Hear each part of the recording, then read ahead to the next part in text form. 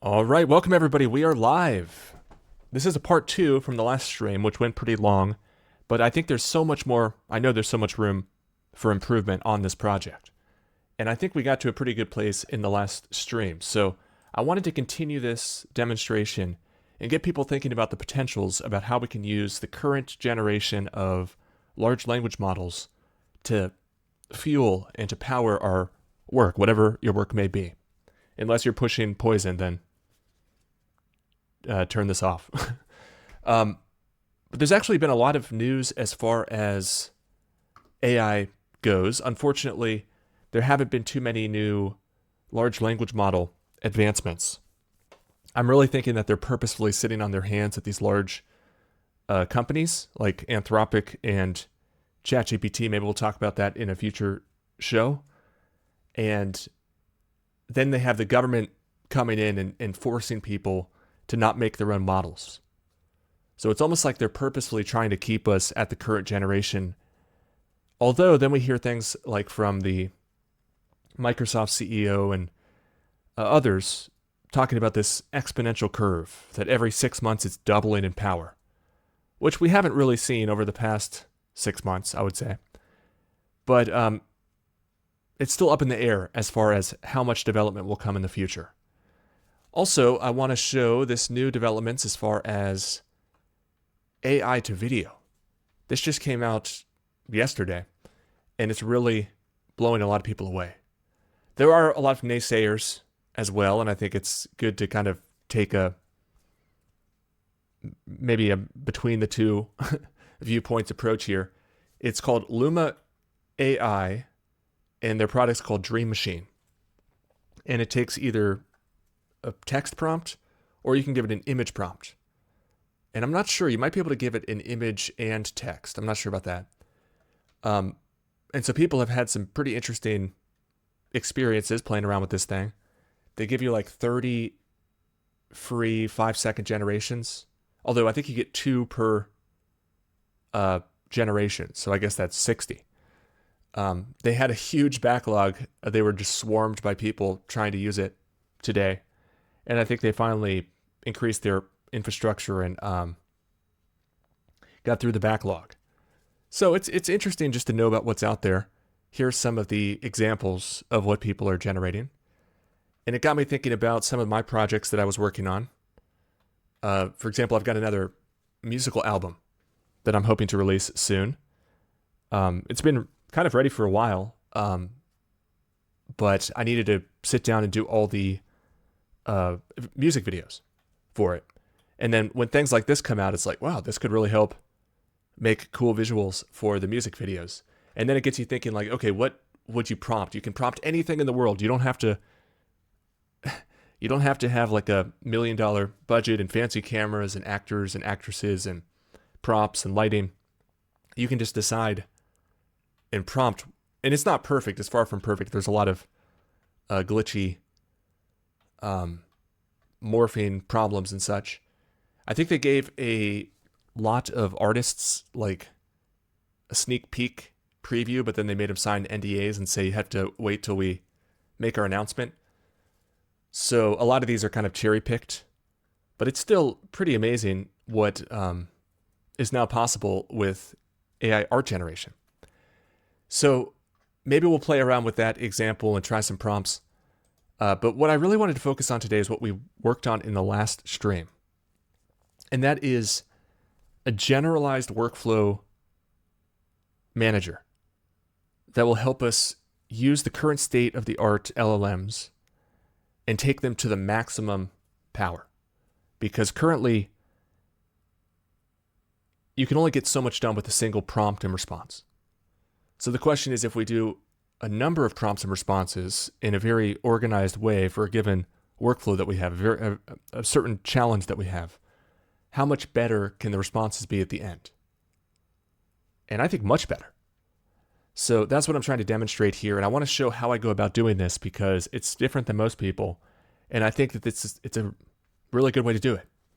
So what we're doing here is making basically a jQuery plugin. And what's cool is, and I was trying this earlier, for example, this is the book writing workflow that we left off And I haven't really developed anything since this offline because I want to show the process. It's one thing to spin up a new jQuery plugin. It's another thing to enhance it and to keep making it better and better. And I think both of these processes are super important to demonstrate so that people know that this is possible. And with things like ChatGPT and the open source LLMs, this is within reach of everybody, which is really exciting. So this is what we did last time. Basically, we make a new instance of this plugin on this element in our website, and we define the workflow, which in this case is, I think, 4 stages. Each of the stages has a title and a number of items. And basically, we work step by step, and each of the items can refer to previous items, and they can also involve prompting the LLM to bring in additional information. So it's like a guided workflow or worksheet. And so I had a number of ideas here, but before we do that, I want to show just how this approach is really strong, a strong one. What I could do, and I already did this, I can just copy this whole thing with or without the actual jQuery plugin source code. And I can pass it to ChatGPT and I can say, okay, I need to do something similar, but for designing systems with, PostgreSQL for the database, PHP, user interface and such. And it doesn't get perfect, but it's pretty amazing how it'll just spit this out in the format. It learns the new language essentially. And it defines, okay, well, step 1, system objectives. Please provide an overview of the system. What are the main functionalities required? And then step 2, describe the main entities and their relationships. So that's like talking about database design. Any specific queries or stored procedures required. Step 3, backend development. Provide the API endpoints required, like the web services. And then, I don't really like that one. Step 4, front-end development. Describe the main UI components and layout. Any specific jQuery plugins to use. So it just rolls with the format and makes a new workflow in just one prompt. And then again, I did this for music video AI art workflow. So if you have a song that you made, and a lot of people are making songs with Udio and Suno, which makes it easier than ever to make music with the help of AI. None of my music so far has been AI, although I am watching it and very interested in how we can use this in our creative journey. But just in the same fashion, it creates a multi-step workflow, and for each of the steps, multi-items. And since we already fleshed out this generalized plugin, it'll just work out of the box, which is pretty amazing. And then we can enhance the plugin, and all of the ships rise as the rising water rises. So this is the great thing about reusable code and then enhancing the reusable components. But there's a lot of things I don't like really about this plugin at this stage. And we just really did one session on it, and I was running my mouth, which reduces my productivity, but it does, well, in a way it increases it because I'm sharing the process. So there's a couple of things I realized.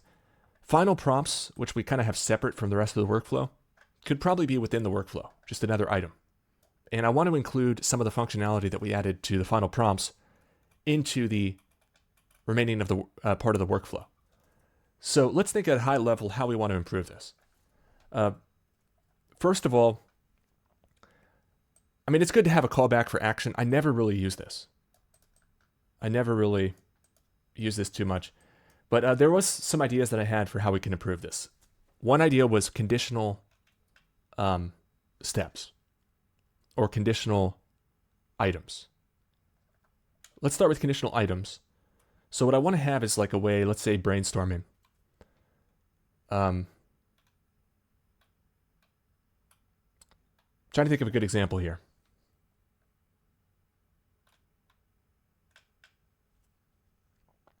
Okay, so basically I want to be able to include an item only if certain conditions apply. And just like we have for down here, prompt template, where we're building out the prompts. I think that'd be a good thing to have for these other items as well. Also the ability to loop over with this for each. So what this is saying is for each line in chapter outline, we want to do a whole prompt at the end. So basically we're having a chapter generation prompt for each chapter in our book. So we want to, let's start telling the ChatGPT what we want. So again, we want to copy the current version of the code. That's what this button will do for me. And let's just paste this here. So I want you to make the following changes.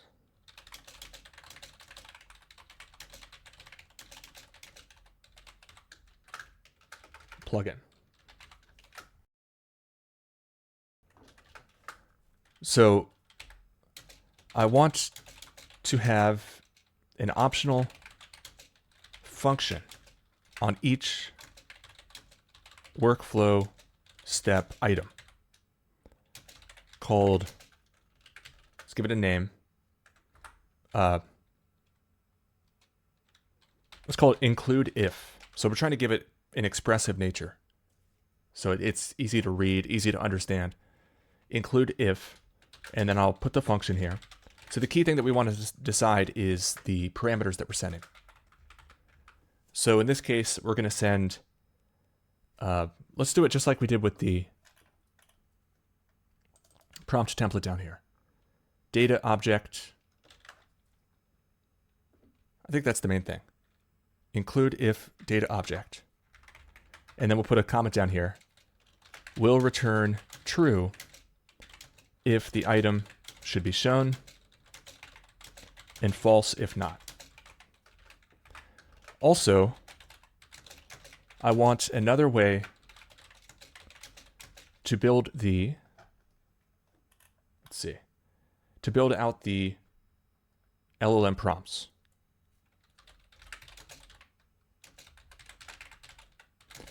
So right now we have this placeholder string template. So let's say in addition to the placeholder string,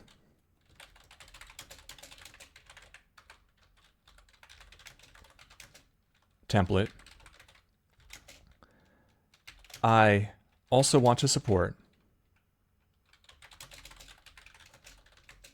a function that builds and returns the LLM prompt string. So the plugin should check the type, the data type, of the LLM prompt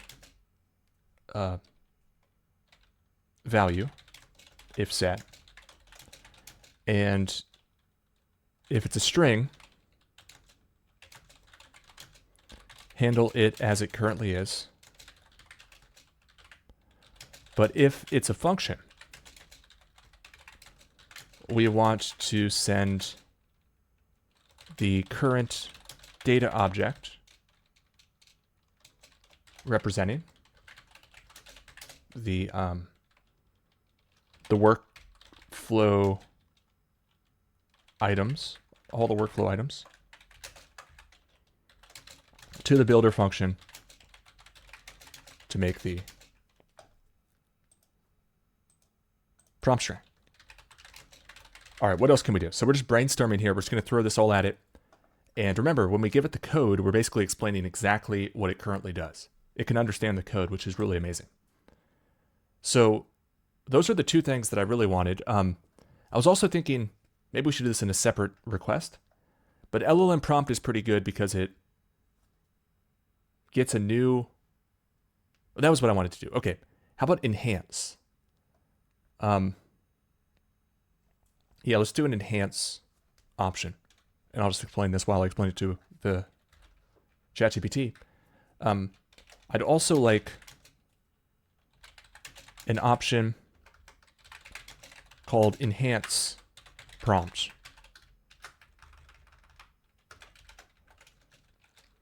That, if set, will put an enhance button alongside the label text. I'll put in parentheses beside the run prompt button, just so it knows for sure what I'm talking about. And this will work just like LLM prompt, except the string provided will tend to also send the current state of this box, or the current text for this item, and instructions to improve it in place. Likewise, it could also be a string or a build function. All right, let's see what it can do. So I just put a little laundry list for it there. Let me give a shout out to everybody who's joining in the chat. Hope you're all having a good day. We're starting early today. So shout out to Europe, who's probably the ones who are up right now. I'm trying to provide some productivity content for everybody to get through the rest of the week and help if you're bored and at your job, to give you some other ideas to think about.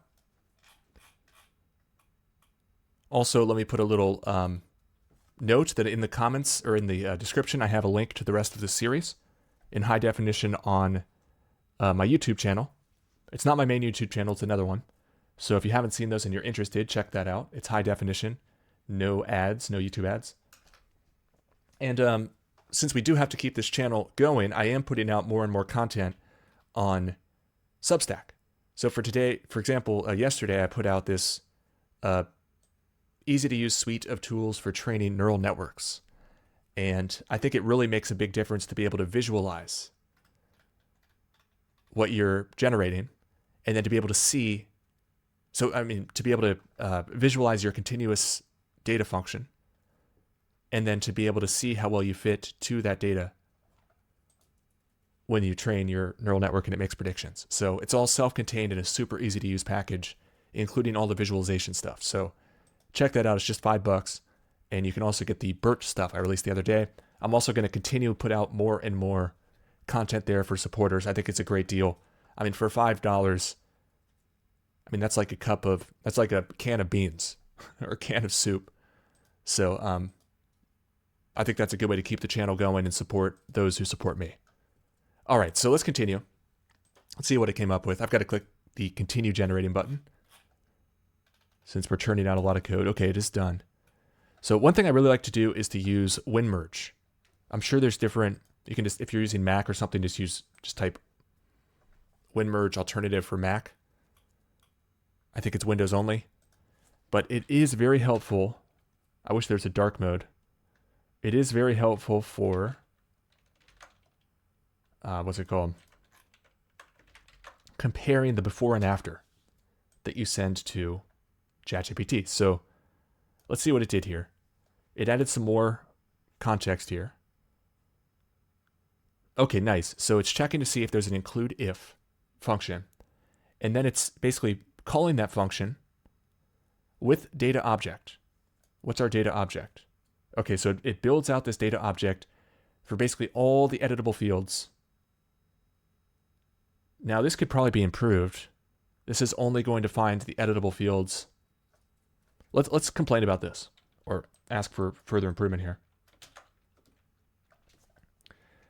So this part only seems to get the currently visible editable boxes. Oh, and it reminded me of something else we need to add here. I want to get the current content of all the items in all the workflow steps. This also reminds me of another related request. When I click the copy button for a item in the workflow,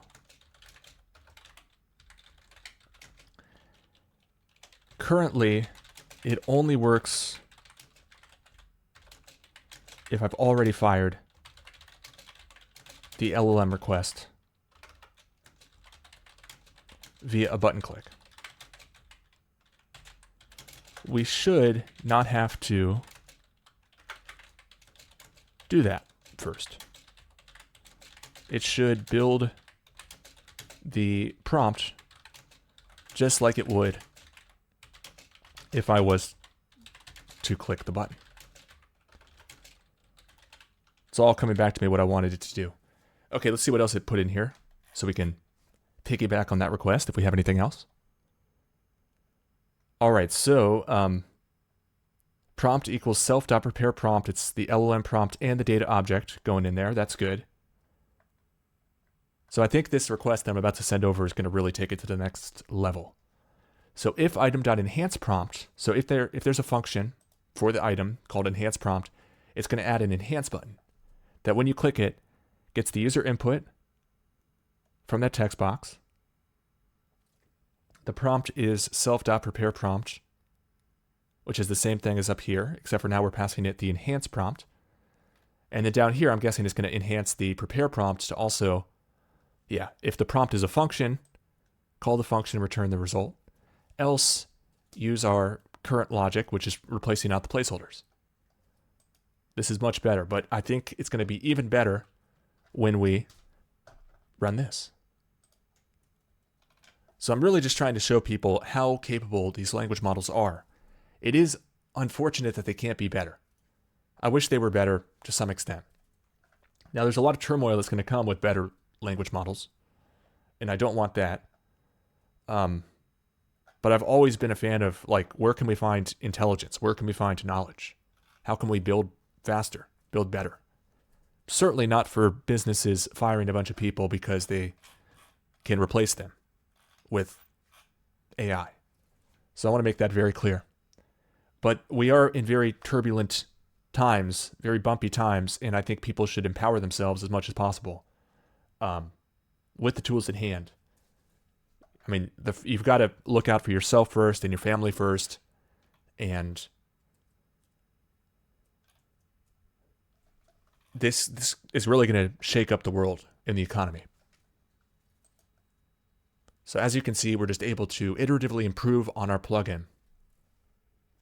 And there's an art to whether we reply to the current conversation with the new request, or if we just start a new prompt with a blank slate with the current code.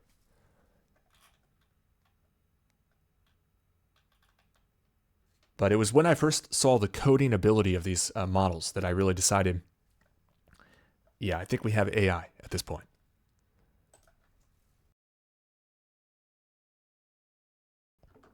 And then likewise, you can use it for any sort of language job that you have. Okay, so let's see how this compares. Let's copy this in. Hit the refresh button. So you can see on the left side all these additional changes it's made. So, okay, self.getAllData. Now we have a getAllData function. Keep an eye out for that. This is kind of weird. Why do we need to... Okay. It's refreshing the data object, I guess, when the click happens. That makes sense. Because this doesn't run until the click. I thought it was redundant because it did it up top. GetAllData. This looks much better. Yep. I think it nailed it except for this line down here. It really wants to mess this line up, but we're not going to let it. All right, so we swap this back in. And what we should do here is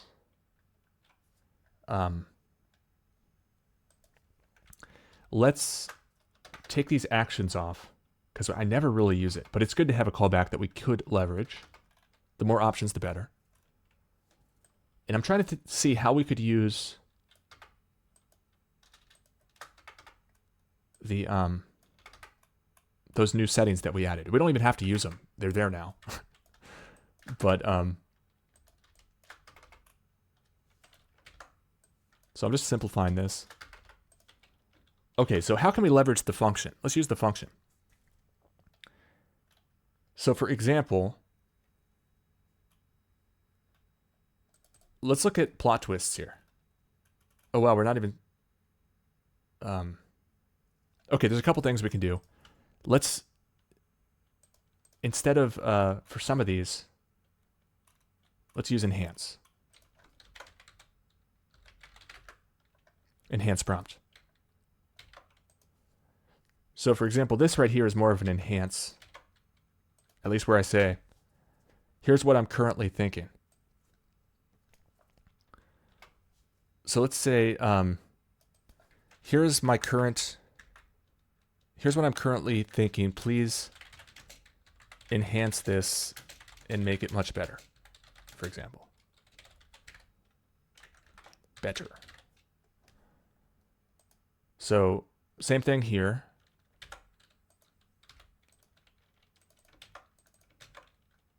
Here's what I'm currently thinking. Please enhance this and make it much better. Take this off there. And we can copy and just do this in more spots. Here's what I'm currently thinking.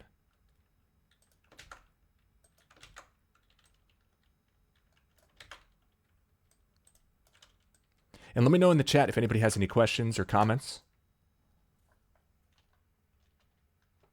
Please keep it on topic, though. Here's what I'm currently thinking. Plot ideas. Please make it better. So change that to this.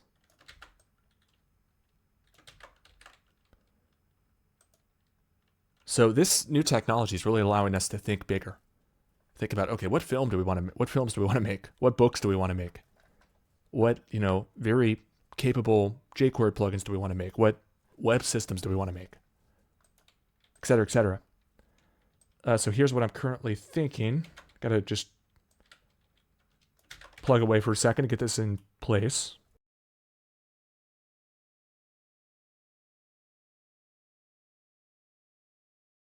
I've almost got them all.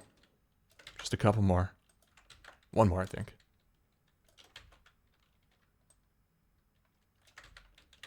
All right. So let's refresh this. And maybe we should make a new example at some point, but we'll just use the current example from last time. Here's an overview of the story. What do we want to convey? Next. What are some other ideas for this story overview? So here's one of the tests I wanted to run. Let's click this button here. Prompt copied. I don't really like that alert there, but and let's go to a new ChatGPT and to see if it pastes. Okay, so that's much better. Although we're getting these BRs, which aren't very good. So let's fix this logic because that's probably happening on the other requests as well. Let's send this back to ChatGPT. In this thread that we have, when I click copy prompt,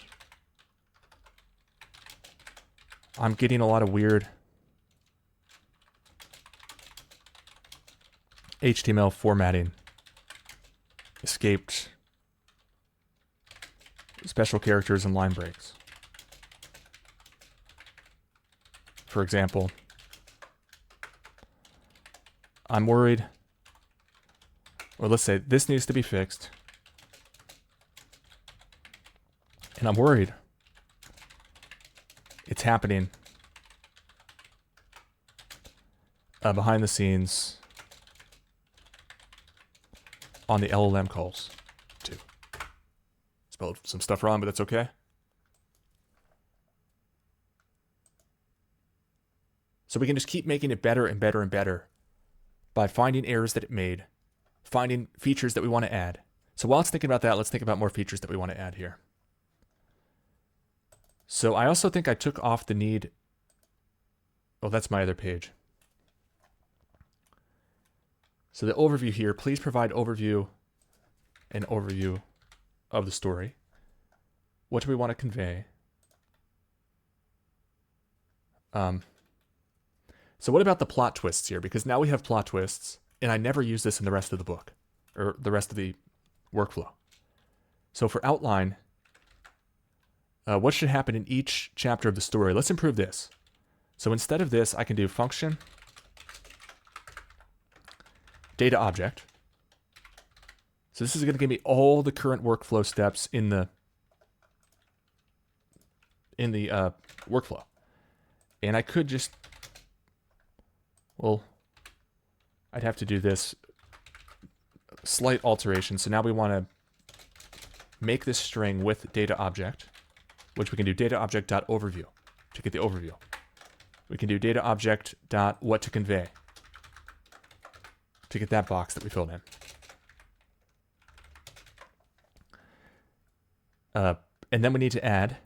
So let's do var LLM prompt equals, and then at the end we want to do return the LLM prompt. But before we do that,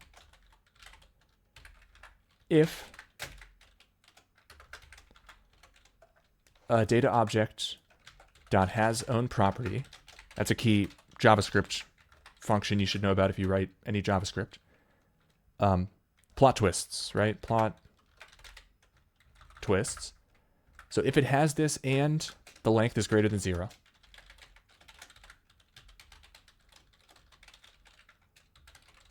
so if it's not an empty string, then I want to add here to the string, please also build up to the following plot twist and try to make it as impactful as possible.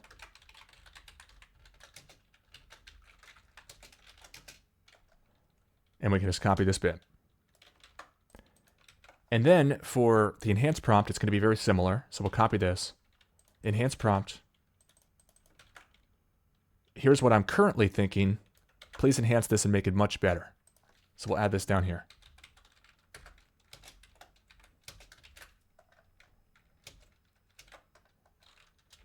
And we have to change the format so that we're accessing from data object. And what's really cool is this format is very easily readable and self-descriptive.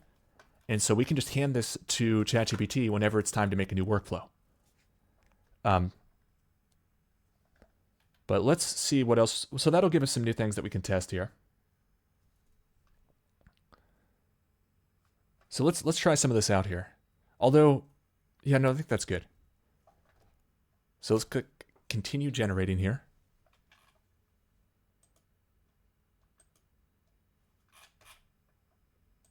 All right. So it added a new clean HTML function. So we could just drop this into place and just wing it, but I think it's always good to just see what we're dealing with and see what it changed.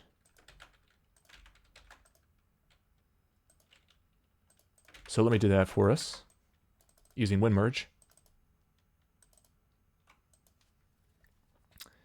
Also, if you're going to use WinMerge, there's a setting that I prefer. Makes a big difference. Let me show you that. Edit, options, ignore all white spaces. It helps a lot because sometimes it'll shift and use slightly different indentation and it'll look like everything changed and it's very overwhelming. We just want to see the real changes. So very minor stuff. Oh, because all I did is ask it to clean up the HTML, which it does now for get all data. So let's see if that works. Put the new code into place. I've also updated the website, the HTML page, so we should be able to see here how well it does. So another enhancement that I wanted to do, maybe we'll do this here, maybe not, is make it database driven so I don't have to copy and paste this stuff each time. And so I can load it up and have a whole list of books that I'm working on. Load one up and then make improvements, think of ideas. Not that I necessarily want to go make a bunch of books at this point in my life, although it does seem like fun. Really why I'm bringing that up is because for any of our workflows, we want to be able to save them off and then load them up and just continue and continue and continue. So I just like this as a good example for demo purposes.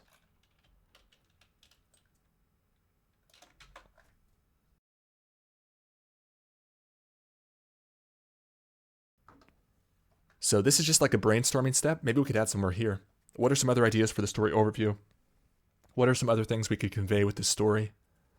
Yeah, let's add some more items there. So this is where it gets super easy, and this pays dividends down the road because then we just have more and more options as we go through. And these are just optional brainstorming steps. So how about what are some symbols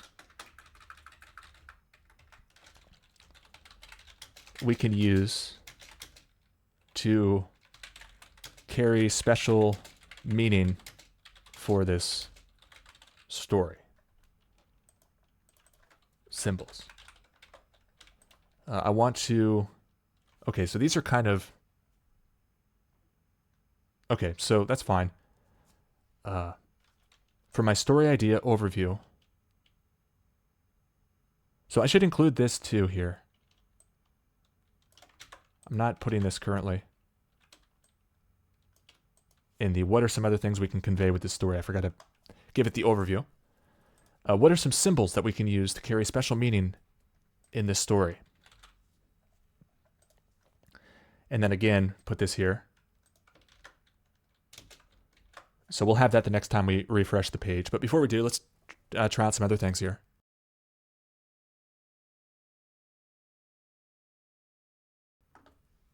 So the enhance button needs to be improved. I'm seeing. This is easy. If it loads, man, I hate when my software doesn't want, when Firefox doesn't want to help me. Ah, that's going to be annoying. 1 second.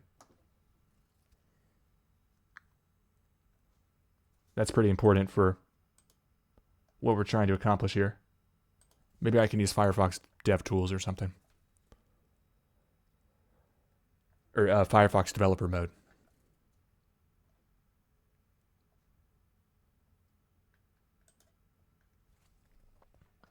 So when you click F12 or developer tools, it's supposed to open up at the bottom. But it's not.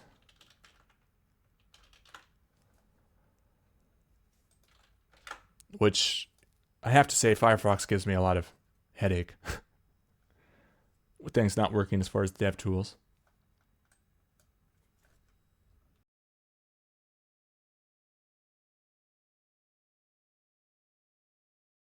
Okay, so I have Firefox developer mode, which should be better. Let's see if this works. F12. Okay. So we need the inspector and the console, debugger, and network. So let's put these back in place. Sorry for the hang up here. Trying to move faster than I did last show.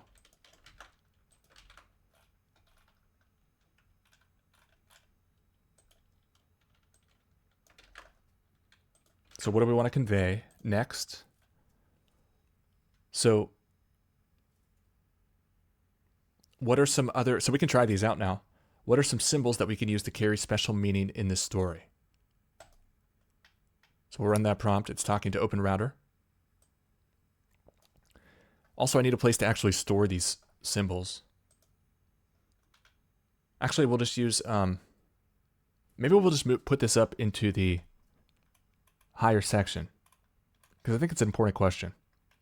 So instead of putting it in the brainstorming, what are some symbols? Let's put it into what do we want to convey, or next to what do we want to convey. So the blurred lines between reality and simulation. It's not really a symbol.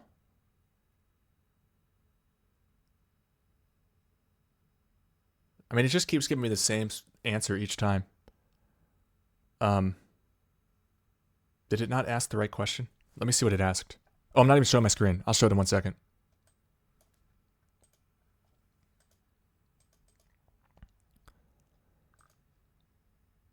So I asked for my story. Okay, what are some other themes or messages that could be conveyed? Oh, wow. I forgot to actually make this the right question. So I'll just copy this bit. It did answer the question, which is good. But it's the wrong question, which is bad. So let's try this again.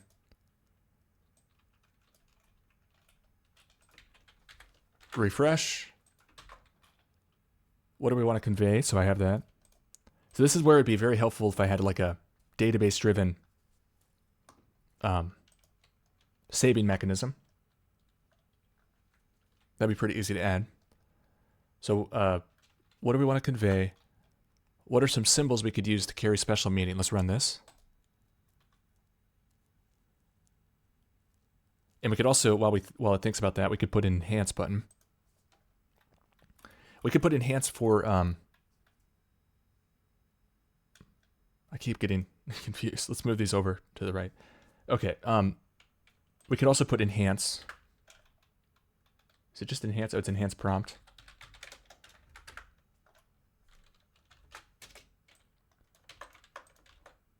For my story idea overview, I want to convey, so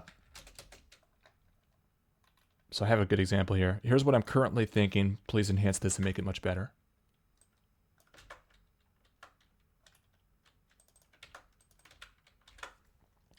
All right.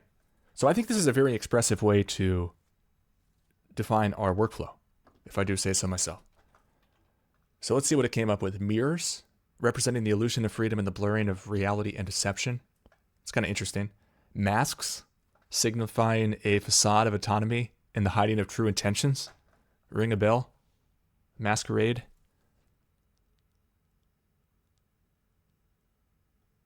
Labyrinths. That's a good one. I don't really want to deal with any more masks in my life, so not that I ever brought them into my life.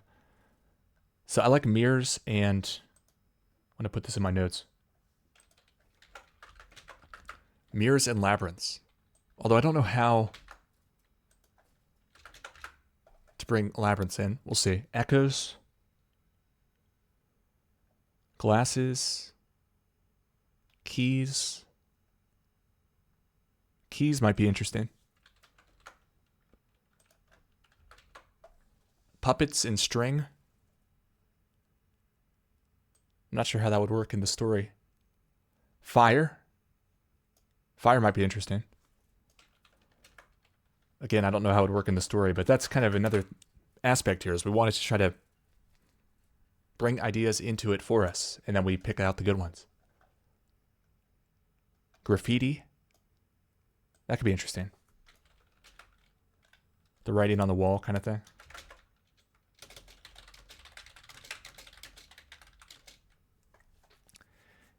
All right, so that's fairly interesting. And we can now, I'm just going to copy my notes and replace this whole thing out with the ones I like.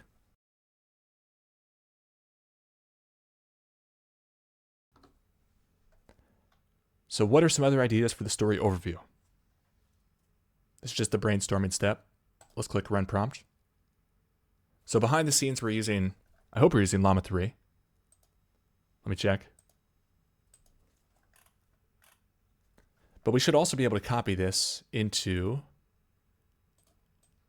ChatGPT. And it looks like it fixed that other issue. There is still some weirdness here. Key themes, the illusion of freedom.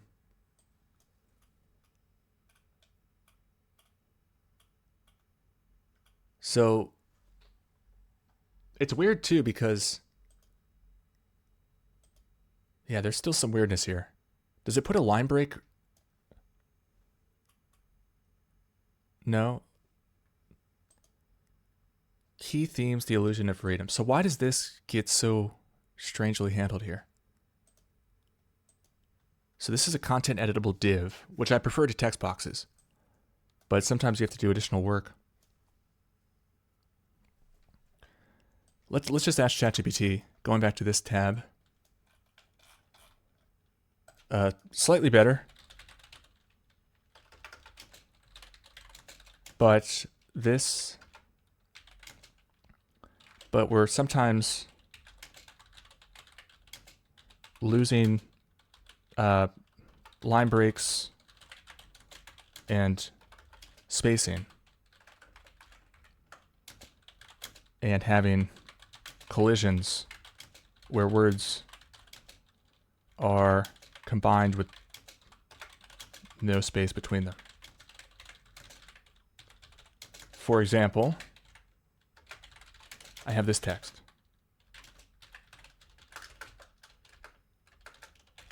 And the script is yielding this.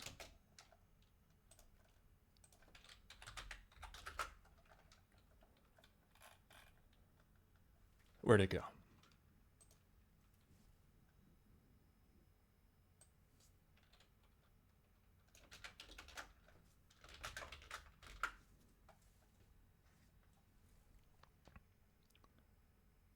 So they're going to update the clean HTML function. Okay, we'll see how it does with that. So that's just a minor thing. So just give us any ideas here. The erosion of empathy. Again, we don't want to probably spend too much time actually story writing here, although it is an interesting story. So let's click next. So this is what I really came to do. So the enhance button, I want to match the run prompt styling. So basically all I need to do is copy this, come over here. It should be, open the CSS file we got. So we already have this run prompt. I just need to do, it's probably enhance prompt. We'll double check this. So this is an interesting example of a more complex CSS rule. So we have this is what we had previously, run prompt with a space after AI Workflow Manager CC. So that's the container for our whole plugin. When we instantiate the plugin, it adds that to the element. So this is basically saying only put this rule on run prompt class elements if it's within this other element. So just a good rule of thumb in case somebody else wants to use this plugin later and they have a run prompt somewhere else, it won't hijack their styling. So it's especially important if you have like a very common class name. And then the comma here means we're listing out different elements that should all have these rules. And so this is the same thing as before, but now we're targeting only the enhance prompt element classes with the, or within the AI Workflow Manager CC class elements. So let me just double check that that is in fact, yeah, enhance prompt. All right. So we could also just edit it here, I think. So we don't have to refresh the page. There we go. So now we have enhance. So let's take our character list and try enhancing it. And I think we should do saving projects and the items for each of the projects. I think that's a good next step here. So let's click paste here. And then we'll click enhance.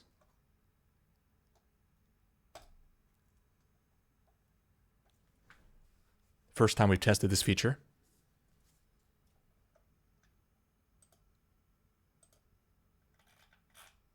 It's thinking behind the scenes there. You can see it hasn't gotten a response back yet. It doesn't say 200. Should finish any second.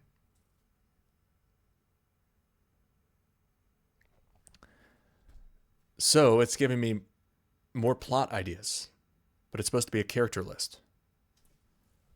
So maybe I had an issue with my prompt. Let's check. Given this story overview and these themes, what are some plot ideas? Yeah. So all of this is bad. This one up here should be, please give me a list of characters, one per line, with a description of how they play into the story. And then same as down here.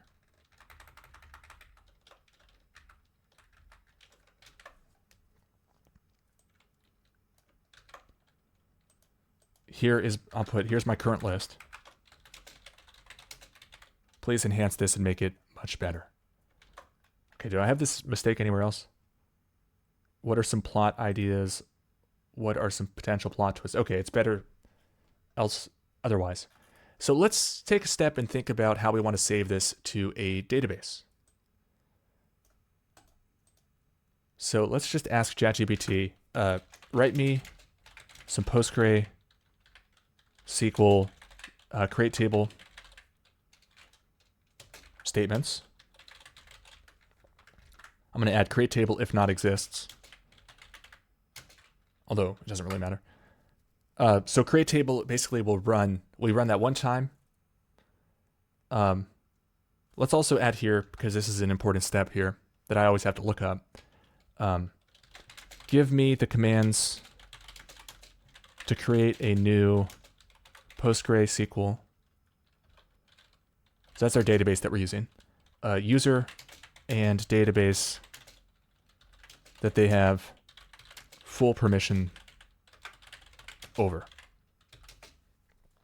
Also, write me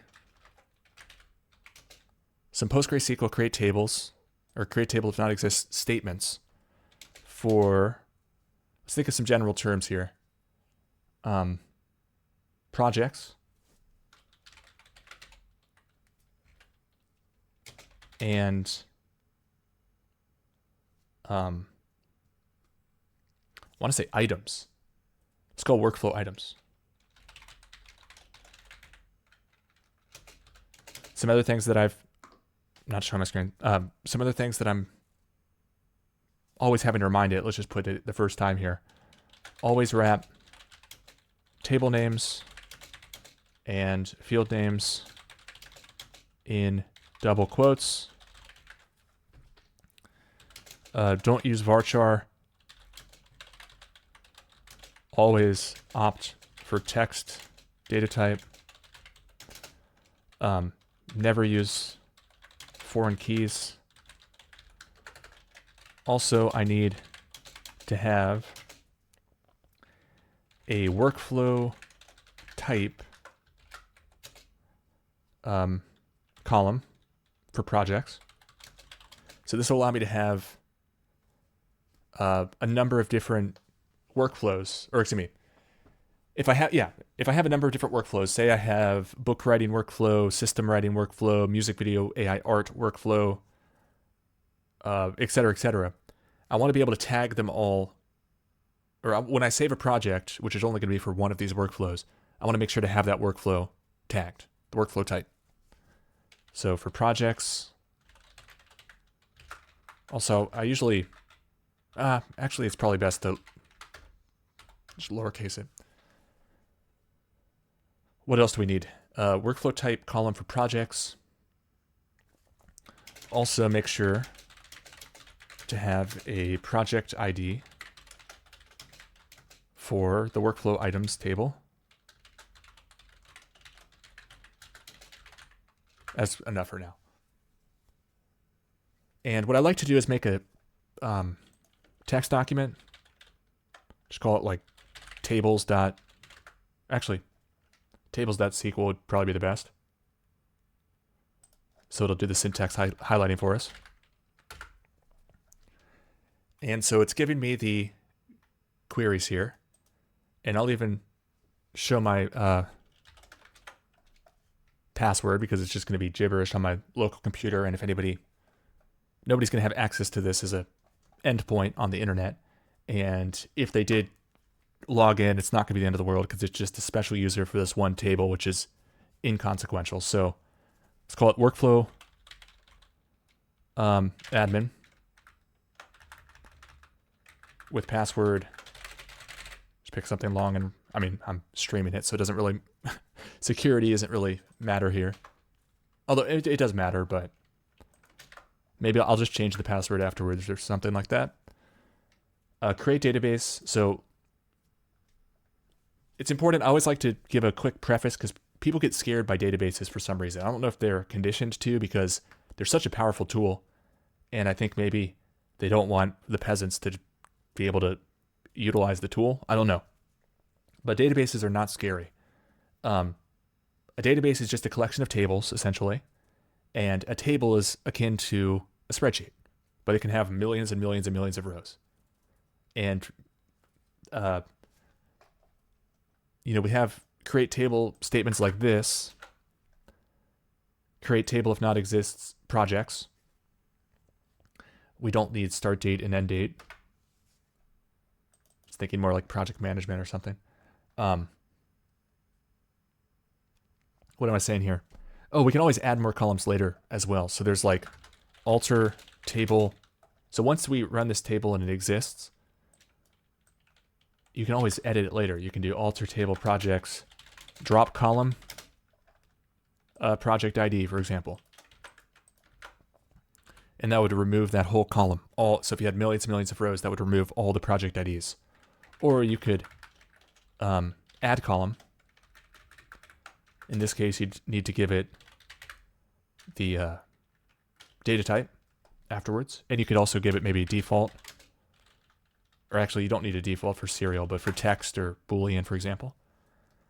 So we don't even need a description here. Project ID, project name, workflow type. That's good. I don't even care about not null. Honestly.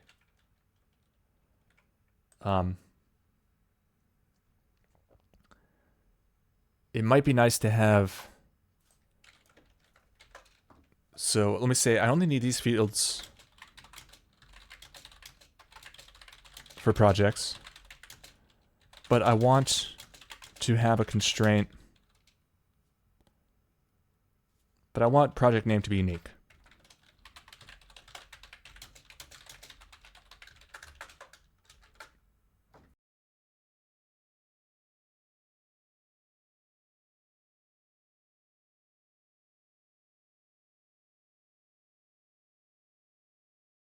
So I'm going to call this database workflows, and then workflow admin gets all privileges. I think there might be some additional commands I might have to run for that, although that might be sufficient. So projects, here's the workflow items, which are the individual things that we're filling in each text box. So the item name, instead of item description, we just want text value. Or we can just call it, let's call it text value. We don't want, so there's some special words that you don't want to use because it gets confused. So item name, project ID, workflow item ID. So just giving everything an ID, which is probably not even needed. I don't even really care for project ID or workflow items ID. A lot of times I would, but for this, I don't even really want it. So just think about it as if there were spreadsheets and you don't want to have any additional stuff that is just going to be too burdensome, too much work keeping it aligned and everything. Just strip it down to the bare minimum. You can add more later. Assigned to, it's definitely picking up the wrong ideas about what project is. Don't need a status. So very simple. We have projects and workflow items. The workflow items have text that we're basically saving. That's all that we need. Now the other thing is I want to make sure that we have. So let's go back over here and we'll just nitpick. Always good to be picky here. Here's what I'm thinking for workflow items. But I need the combination of project ID and item name to be unique. Probably via a named constraint so we can leverage it for upserts. So an upsert is an insert unless it already exists, then you update. So that's good. Also, let's just pile some more on here. Piggyback. Also, please give me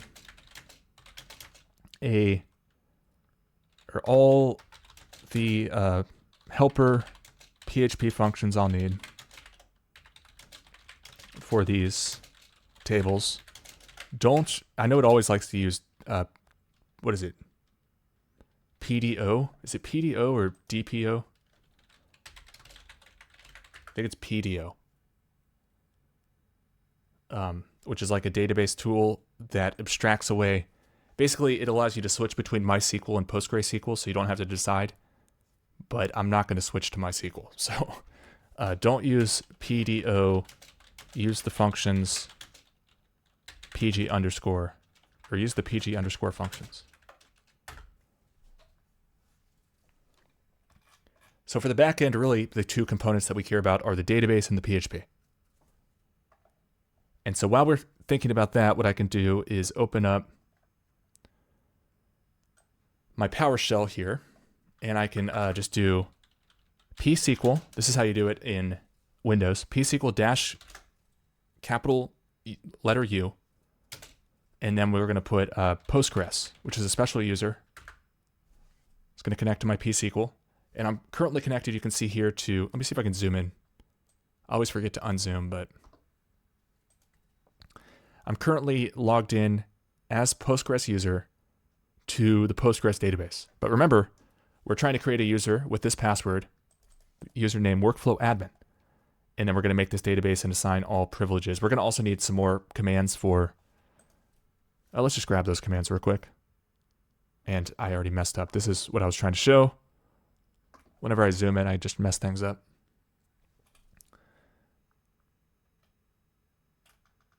Okay, looks better. There's projects. There's workflow items. So I'm just going to go with it. Sometimes I'm pretty stuck in my ways about how I like to do databases. I have like a special class that I wrote and I've been using for years and years for querying the database using PHP and doing all this database manipulation stuff. But we'll just go with this because it's really simple here, and I want to just show how to use ChatGPT to do this kind of thing. Also, let's just follow up here. Don't I need more grant all privileges? Help if I spelled it right. Commands, for instance, for the named constraint.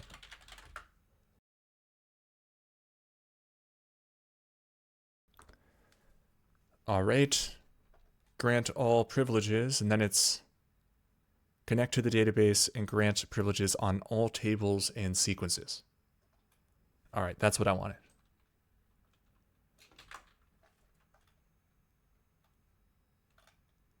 All right, so that's good. So we're getting there. All right, so here's what we do.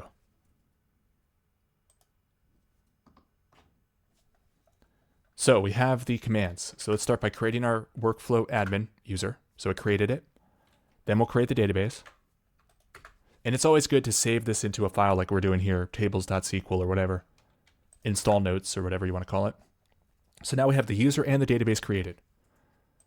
Next, we'll grant all privileges on the database to our user. Next, I want to connect to the database. This is a very important command. It's just \c and then the name of the database. You are now connected to database workflows as user Postgres, which is fine. You might be thinking, well, don't we want to connect as workflow admin? In the future, yes. And actually, while we're doing this, let's, actually, it did it already. Get DB connection. Actually, we want to do one more step. Can you make a PHP config file? It's actually not the end of the world here because I'm kind of showing my password. Well, I might change the password. Can you make a PHP config file that will require,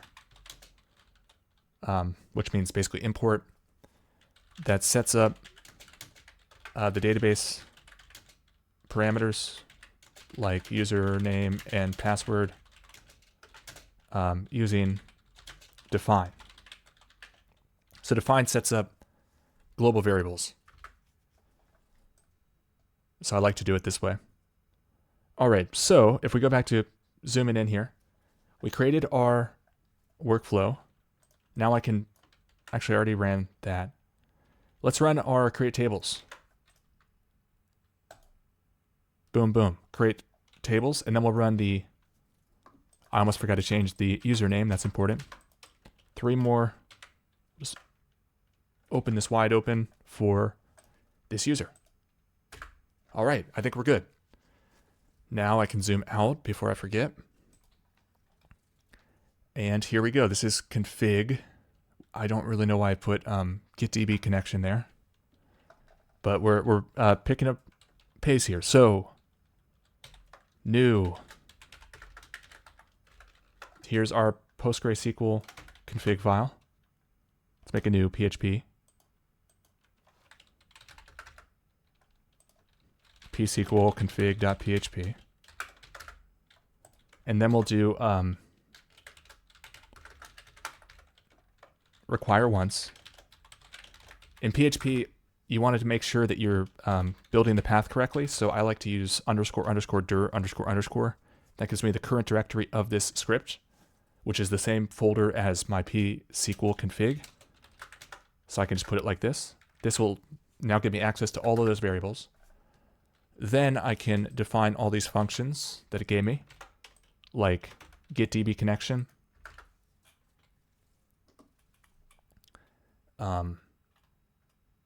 insert project. See, insert project.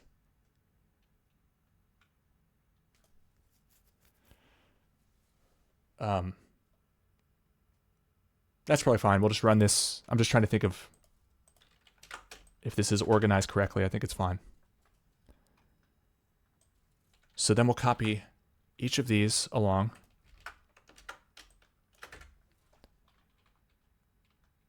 Get projects.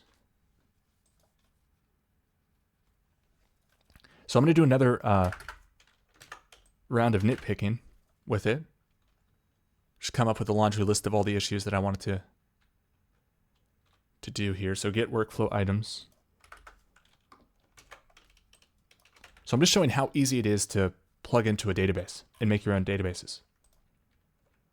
So the only other things that we need to do here, let's call this workflow methods.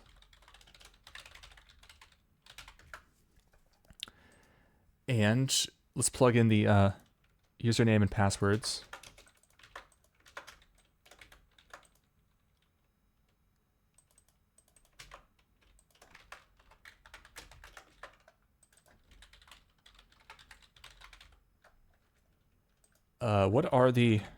What's the default port and host here?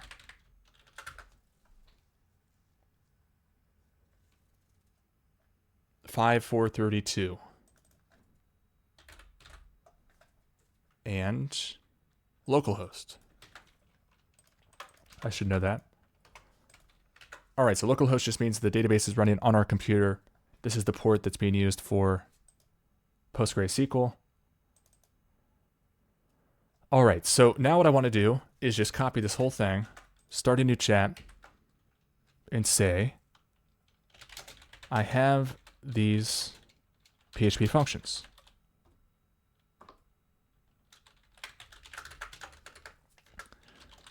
Please make the following enhancements. All functions, let's see, all functions except getDB connection should take an ops equals array parameter that may contain a DB key, in which case the connection is already open.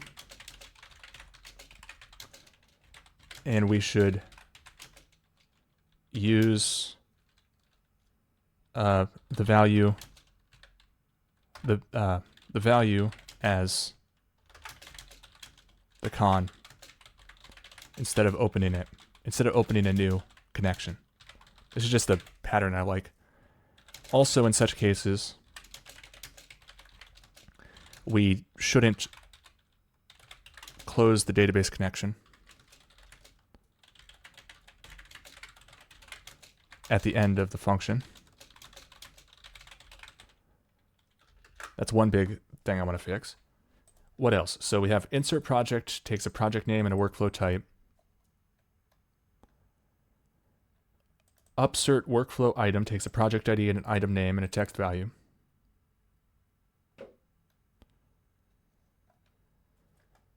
All right, get projects.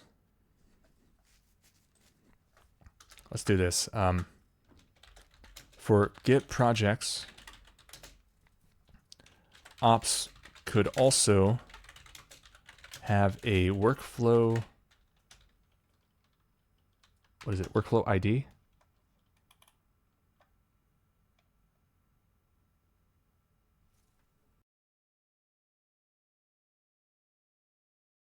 Workflow type. Key value pair, which should filter the projects to just that workflow type if present. Is that it? Let's see. Get projects, get workflow items for project. That makes sense. All right, I think that's all we need here.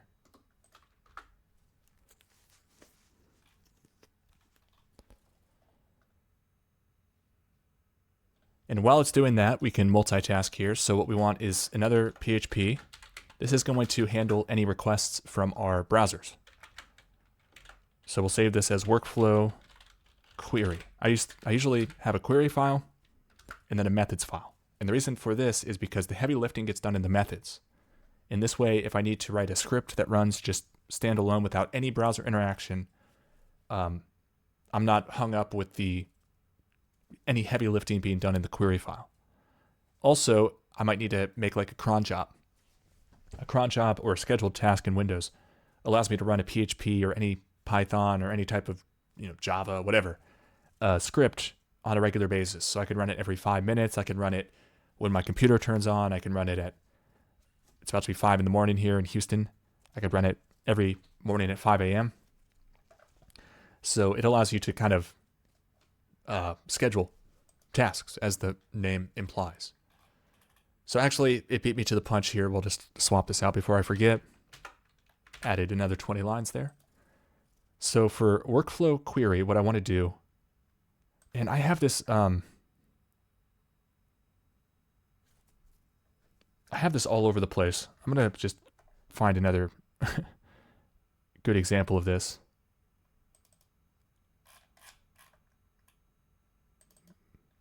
Let's see. Where's my query PHP? It doesn't have it. Where is my, what about transcribe query? Yeah, I like this better. So let's copy this.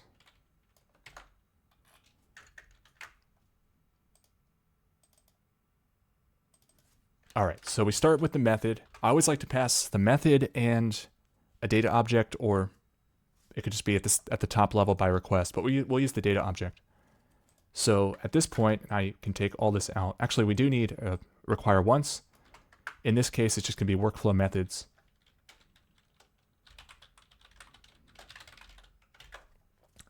So at this point, we want to check to see if method, and some people hate that I use if else. I just hate having with switch statements. It's really annoying to me because you have to remember to put break at the end of each switch statement, and I just think it's ugly. And I don't want to, I don't know, just maybe psychologically, I don't want to have my code with a bunch of break statements. that it's just subliminally not a good thing to look at your code and just as break as a command. Break, break, break, break. Like, no, I don't want my code to break. So I just like if else, if else, if else. Or if else if. So let's think about what our methods will be here. So insert project, upsert workflow item. We'll just do the same names here. Get workflow items.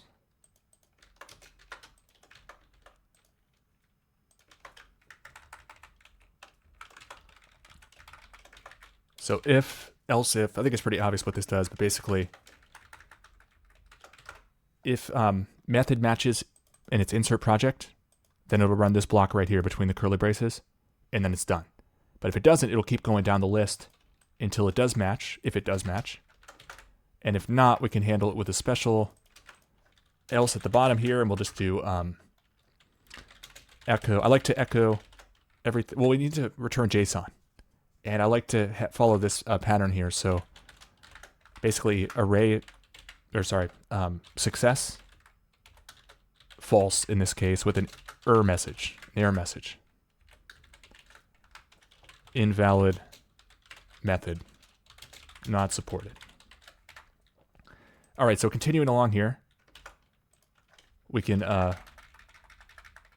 basically we need to check the parameters, then call the function, get the response back from the other page. And, you know, sometimes it might make sense to only include workflow methods in this case if it's a valid method with the proper parameters, but it's a small function. It's not the end of the world. And it's on my own computer, so the resp equals that, and then we're just going to echo JSON encode success true this time. And we'll do a response resp. And this will just turn it into perfect JSON for us. So we need to call insert project. So now let's go through and get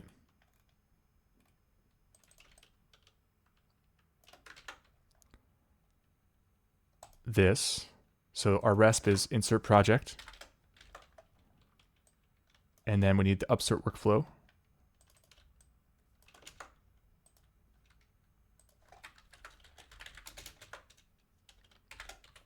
And again, this is something that would probably be much better if I had a workflow, speaking of workflows, for designing the, backend, how I like it with the PostgreSQL and the PHP doing the heavy lifting on the backend, right? So I'm already picturing how I want this to be in a workflow since we're building this whole apparatus so we can just add more workflows. Now we're saving them off so we can just load them up. I can have hundreds and thousands and millions of instances of workflows that are being completed. So let's continue along here. Get projects.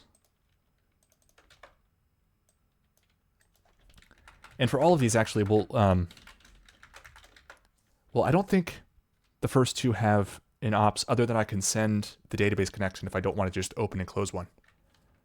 But for projects, we have this possibility, and it's actually usually going to be the case, but we'll just do ops equals an array if is set data at workflow type, right? If we requested a certain workflow type, then the ops at the workflow type is equal to what was requested. That's going to filter it down. All right, and then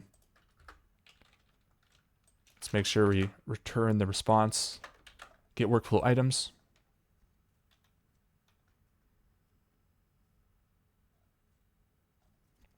Just the project ID.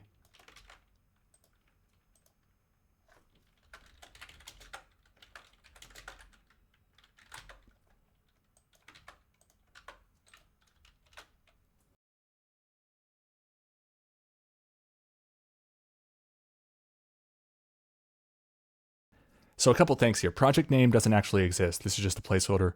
Workflow type doesn't actually exist. What it's actually going to come in at as is data project name and data at workflow type. But now if I change this, I'm assuming that that's properly set, which is especially if you have like users using your system, you can't just do this. So we need to make sure if is not set this or is not set that, then we're going to return false. And we'll just say missing required parameters. Same here. Same here. Actually, in this case, we don't really need that. Only where we have like this project ID, item name, text value. And we need to remember to change the list here. And we have 3 of them now. In Notepad++, I just love Control D, which is duplicate the selected text or the current line if you don't have any selection. All right, so that's project ID, item name, text value, passing that along. Almost there. So I think we're there. Project ID, I need to do it here too.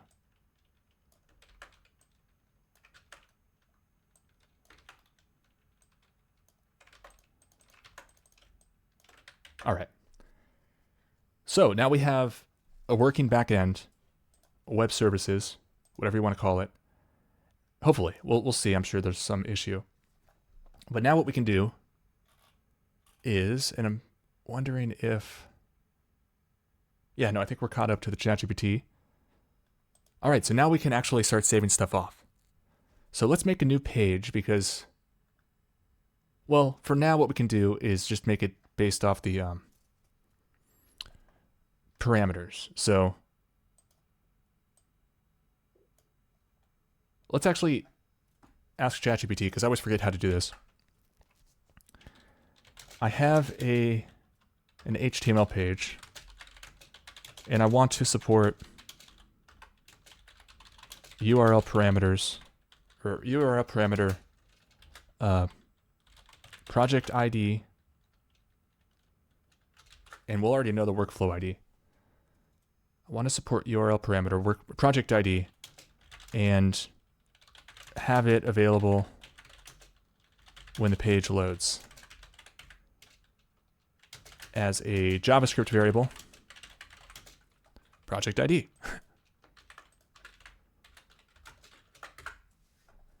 And we're going to put this at the top of our book writing workflow. It's a little annoying how we have to put the function before we can use it here. I guess we could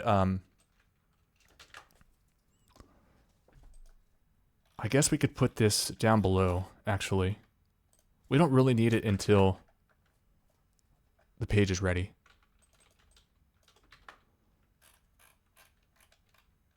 So what we can do is just on the page ready, and we'll do window dot to make it globally accessible. Or we could just, oh, it doesn't matter. I'm not going to list all the ways we could solve any given problem. We'll just do this.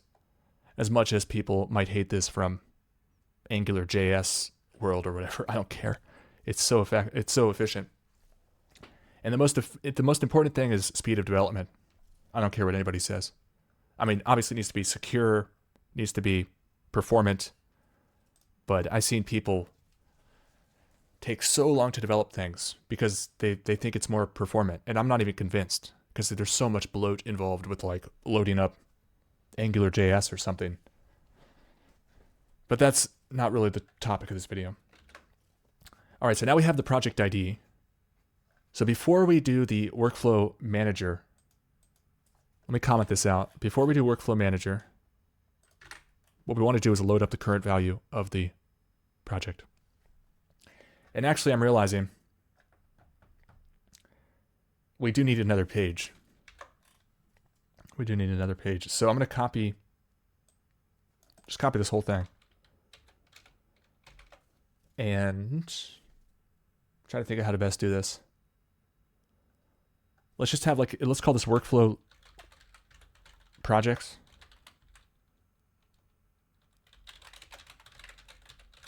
Or we could just do maybe, that's fine.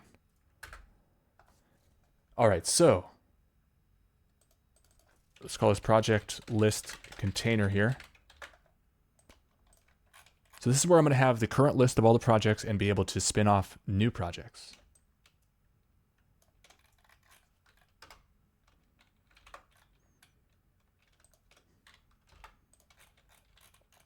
And again, I don't want to do too much manual development here, just because I want to show how easy it is to use ChatGPT for everything we need it to do for us.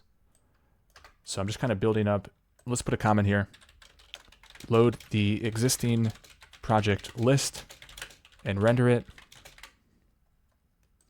Let's also, since this is easy, we'll just put a little new project button on the right side above the listing. Div class equals /div. We'll just do ID equals new class or new project button. We'll put a little nice plus icon here. Font awesome. A new project. And then we'll put here set up a click listener for hashtag new project button and prompt for the what's it called? Prompt for or project for the prompt for the workflow type with a select drop down and an input for the project name. All right, we're getting there. I also want to have here var workflow types, and I'm just going to define each of the workflow types. So we're going to have just we'll put a couple here just to make sure it works. Book, and then we'll call this we'll just do an object here just for expansion possibilities later. Name is book writing. Then we'll have music, video, art.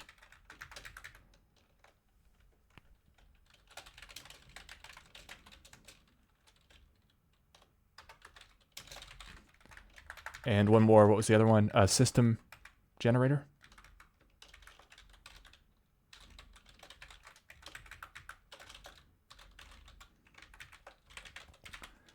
So we'll make it extra clear here. Using the var as data source. All right, so with a select dropdown and an input for the project name. Excellent. And it's always interesting to see what it comes up with for this type of thing. So we don't need open router stuff. Just clean this up a bit. Don't need the workflow manager yet. We're just going to link to another page. Well, that's something we can do here.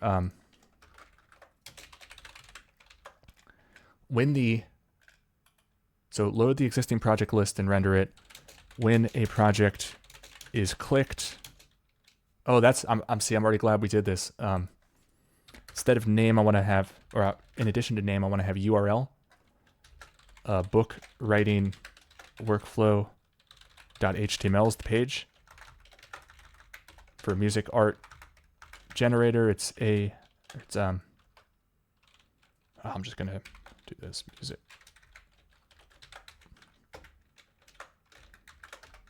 And for system generator,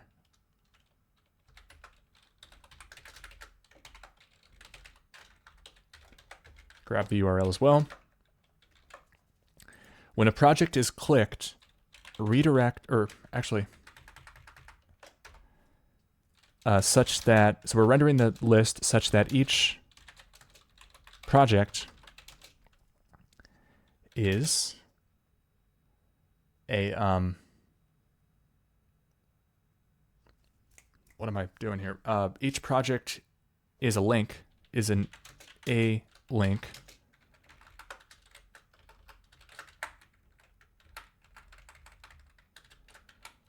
with URL based off of its workflow type and the workflow types var.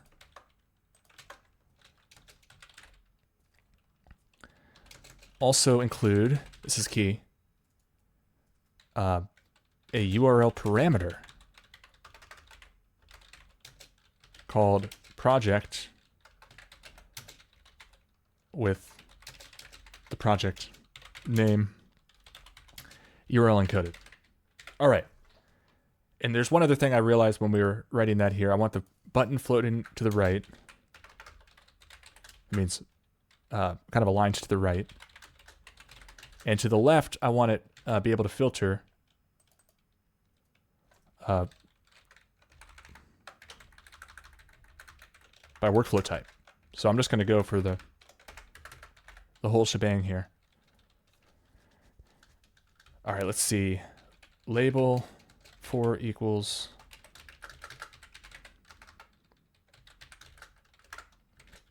select ID equals workflow type filter.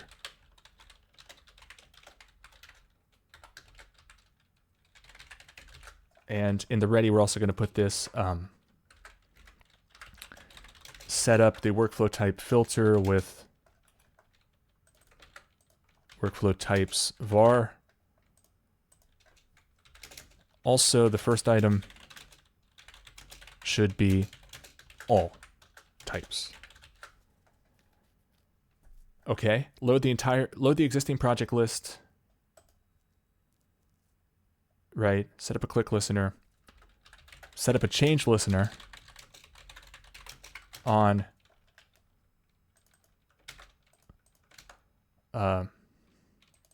workflow type filter select, and re-render the list showing only the proper projects with that workflow type. All right, so let's go back to this over here because I like this page, the code sculptor. I can do I think I already have, saved query there. Just gonna refresh. So what I can do now is add these new files.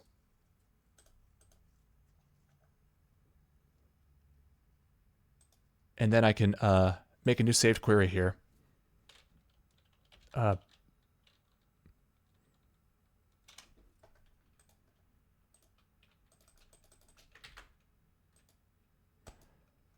So we want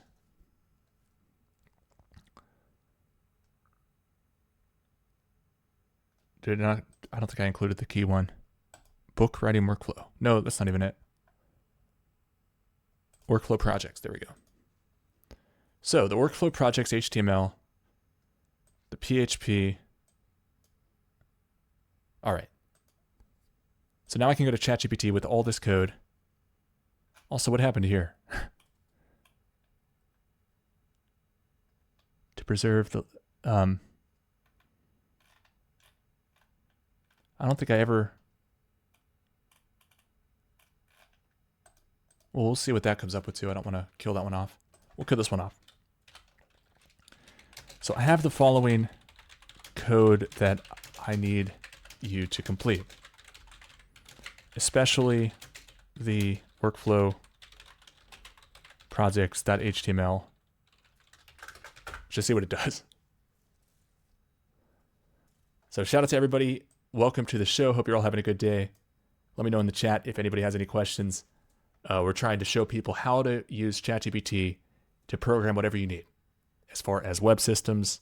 And I'm also polishing off this workflow manager jQuery plugin. And I'll be putting that out to Substack subscribers, although I'm showing you exactly how to make it. So you can always just make it yourself. Although, we're trying to get more people to sign up and support the show. So, for example, I just released this the other day, yesterday to be precise, easy to use suite of tools for neural network training. So go check that out. It's in addition to what I published a couple weeks ago with BERT text classification code. And I'm just going to keep adding to this because I think it's going to become just such an over-the-top obvious deal for people. then maybe we can get enough support to keep this work alive. Also, I think it's always a good idea for whatever our endeavors are to do repetitions. Repetitions. That's what you see these bodybuilders at the gym. You got to get those reps in, the resistance training. So I definitely can see like glimpses of the future here, even if we're obviously using the worst models we're ever going to see into the future. It's only going to get better. And I love writing code, honestly. I think it's so fun to see my ideas come into reality. I'm so bad at like woodworking or building anything with my hands, but I can do software development. So this is pretty cool to see a new tool that's totally revolutionizing something that I love. And I want to be really good at using it. And I want to share my expertise. So, okay, let's see what it came up with here. It just gave me a whole new HTML file with another 100 lines.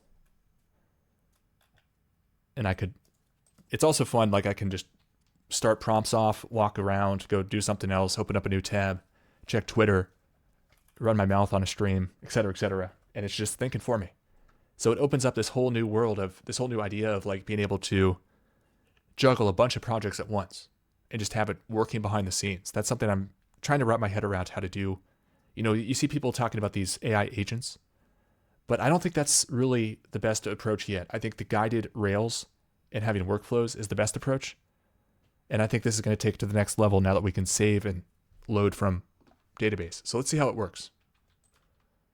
We got to open up a new tab because this is a whole new page. We haven't even loaded it once yet, and we'll see what are the odds we can get it on the first shot. That didn't work. It's not the page. This doesn't count because I didn't even load the page up. Here we go. Take one. No projects found, but that's right, actually. Also, let's design this button while we're at it. Ah, shoot. I got to go to my other browser.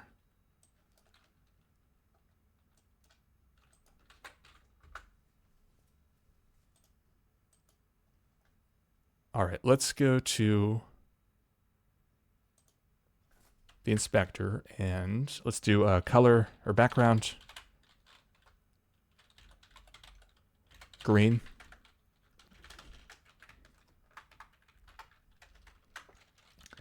Padding 3 pixels, 5 pixels. Put some more padding here.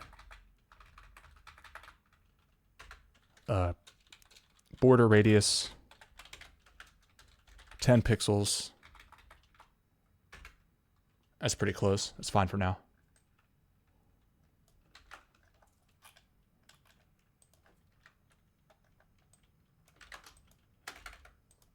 Just adding the style before I forget. Okay, so what happens when I click new project? I don't like the alerts, but it's fine for now. What's the project name? It gave me actually a name. The Illusion of Freedom is what it said I should call the book. So let's just call it The Illusion of Freedom.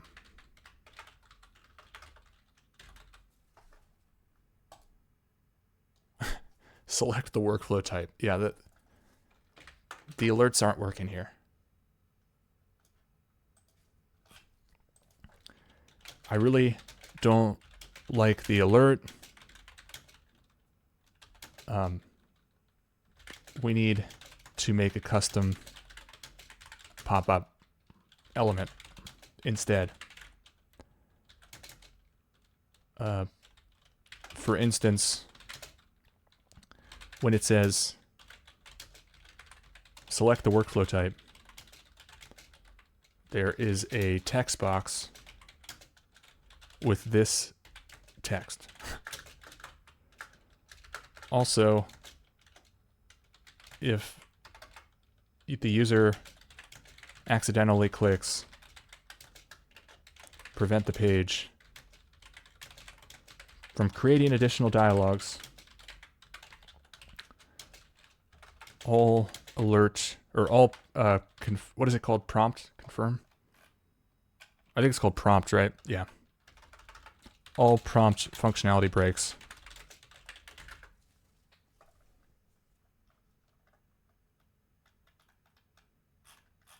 All right, so what we're trying to do here looking back at the big picture, is we have these workflows which are working decently well. I mean, now it's just going to make me, even though it's not working, it's just going to have this annoying box at the bottom. And we might have broken the, let's see what's happening with this while we wait.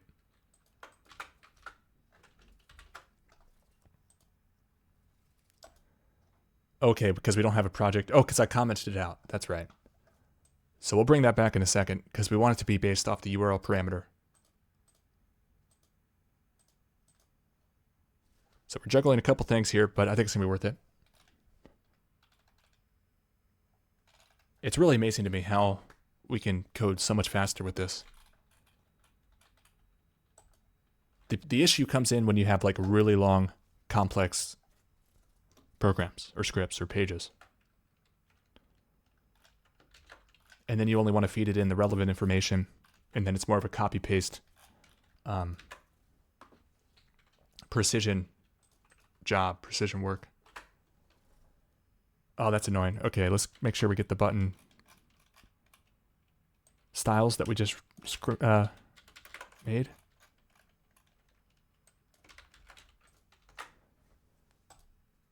Create new project. So it's not perfect by any stretch, but it is a little bit better. We'll just manually fix this here.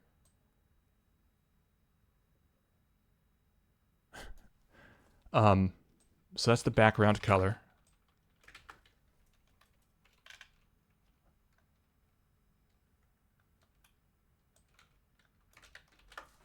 Then for this, I don't really need it to be green. Also, yeah, the padding here is a bit annoying.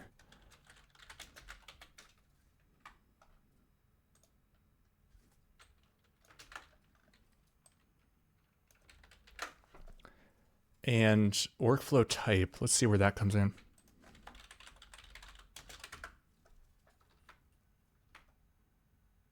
Right here. So it's putting this in the HTML, which makes sense. But I'd rather there be a line break. Also in the footer down here.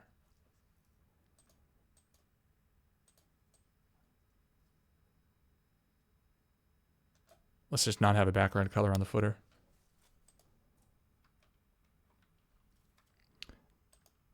Again, it's not the most important thing right now. Honestly, the less time we spend on this page, as far as spinning up a project, selecting the project, the better. But I do like aesthetics, and that was kind of weird too. Where'd the, I gotta make sure the cursor is a pointer. Okay, that's better. So the project name should be Illusion of Freedom. That's our book name. The workflow type is book writing. Let's open up the console just so we can watch the network. Every time our website talks to any servers, including our own, it's going to tell us what's going on in the network tab. We click create. A couple of problems here. Success response null. So we can check the database itself. Let's do that. So we're in workflows. If we do /L, that's not right. Those are all my other databases. If we do /DT, that tells us the data. Those are the tables that are in this database, projects and workflow items. So if I do select all from projects. Okay, it ended up working even though I had that stray L there. We do have the item correctly added. Illusion of Freedom is a book. So there's some problems here, though, that we can complain about. I can, let's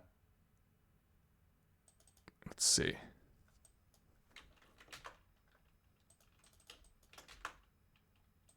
Let's go back over here. Much better. It correctly creates the project, but it then tries to refresh the page with a call to this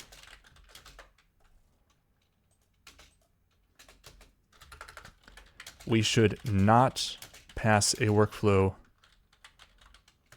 type when all is selected. Currently, it's passing an empty string. And let me just figure out exactly where that's happening here. Get projects, load projects, workflow type equals empty string. That's the problem. So this is the default if you don't pass it anything. All right, so since we made a considerable amount of changes, and I just did a follow-up request to ChatGPT, I'm seeing the need. We'll use WinMerge here to see the differences and just take the differences that we want to merge in. Also, if I open this in a new tab here, well, it's not finding anything. Probably because it's sending the empty string. Also, I noticed when we created a project here, insert project, it worked, but it passed a response. I'm not showing my screen, sorry. Keep showing the wrong screen. It says response null. So what we should be doing is, let's also ask ChatGPT for this.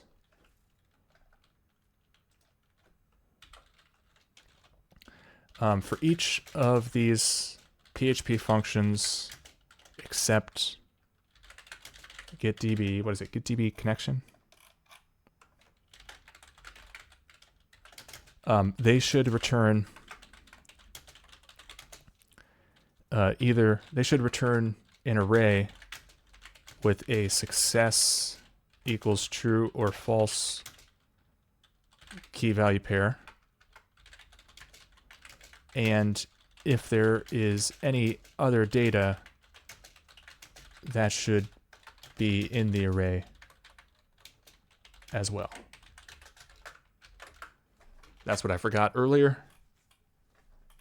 Okay, so, and then once that comes back, we can just do, actually for all of these, we can just return JSON encode resp.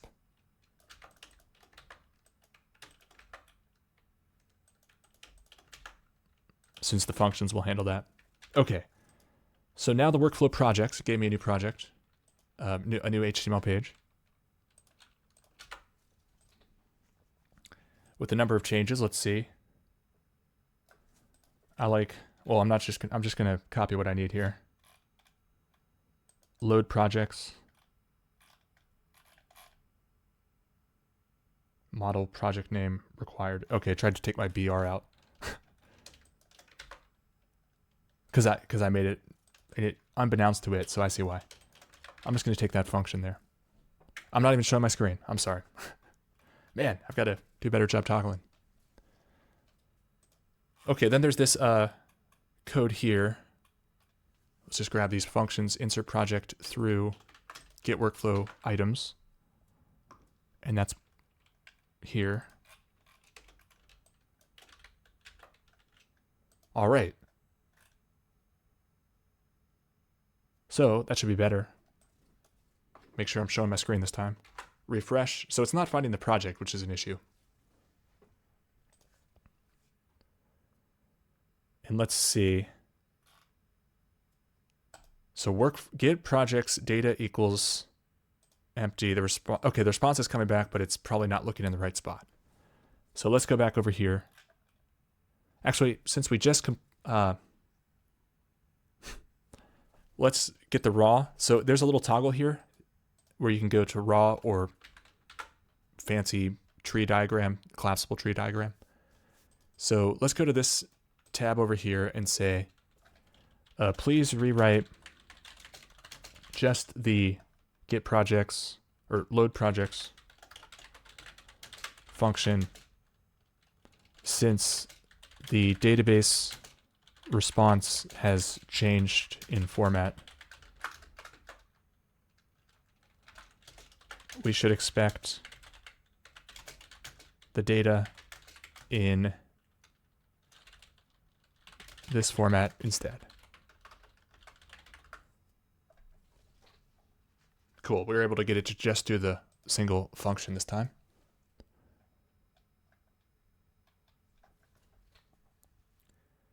Also, I've been finding a lot of interesting videos and sharing them on groupdiscover.com if you're interested in this type of creative exploration and using machine learning and using just typical tech tools like databases and web development. Check out groupdiscover.com. We're running a 50% off sale to try to keep this work alive. Use the coupon code anti-poison. One word, anti-poison. For example, I saw a really interesting video with, I think his name is George Hotz. He's kind of a big personality in the machine learning space. He's like going, I don't know if I should say toe-to-toe with NVIDIA, but he's got a hardware company called TinyBox. And I found a really fascinating series of videos where he trained a chess AI machine, or an AI engine, using a convolutional neural network. And I had never even thought of using a convolutional neural network for chess, because usually it's used for like image detection stuff, because it's really good for finding associated data between the pixel, or these patterns between pixel data, which of course the pixels matter where they are located relative to one another. And so what is interesting is if you think about chess as like a little grid of data, just like a pixel is a grid of data, you can utilize some of the same tools. Okay, so we have illusion of freedom here, and I can click on this with my middle mouse, open it in a new tab. Now we have project illusion of freedom. If I open up my console, I can see if we got project correctly. No, we didn't. Let's see what happened there.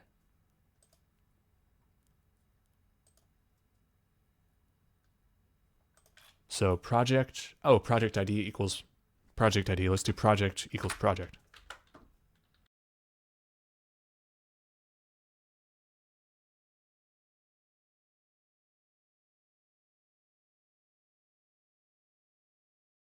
So now we have illusion of freedom. So now we have that available. Now what we want to do is zoom out and come back over here. So at this point, we may or may not have data for the project. So let's just load up any data we might have. I have a pretty good example now from workflow projects of an AJAX call. So AJAX is a term for when JavaScript does XHR, which is basically where it talks to the server. So this is how we talk to the server with JavaScript. So how the web page can ask for information from our database, etc. So what I want to do is call this right here, workflow query. Instead of get projects, I want to do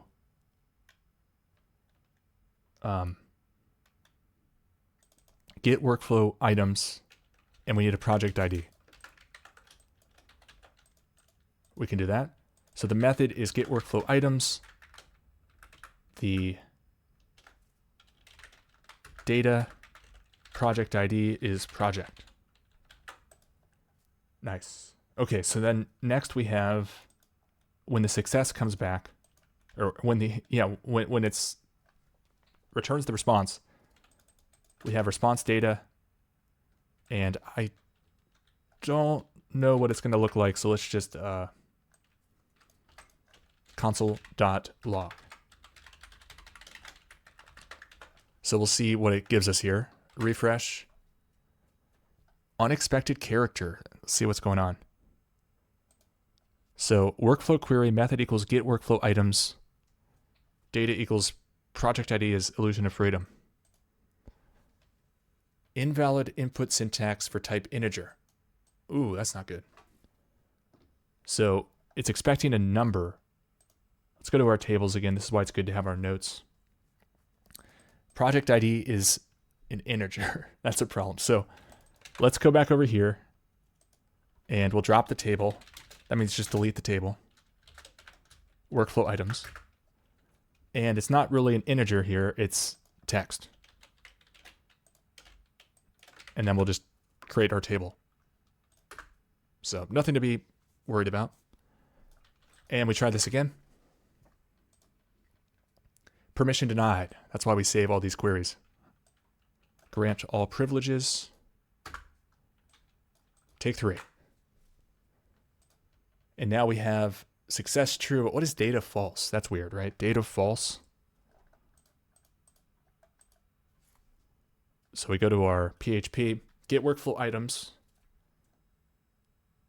Data is workflow items. PG fetch all. Is that what it returns? I'm used to using my other convenience class for this. Let's just do this. I have this function in PHP. I'm receiving data false when there are no matches to the query. Can we change it? Is this correct behavior?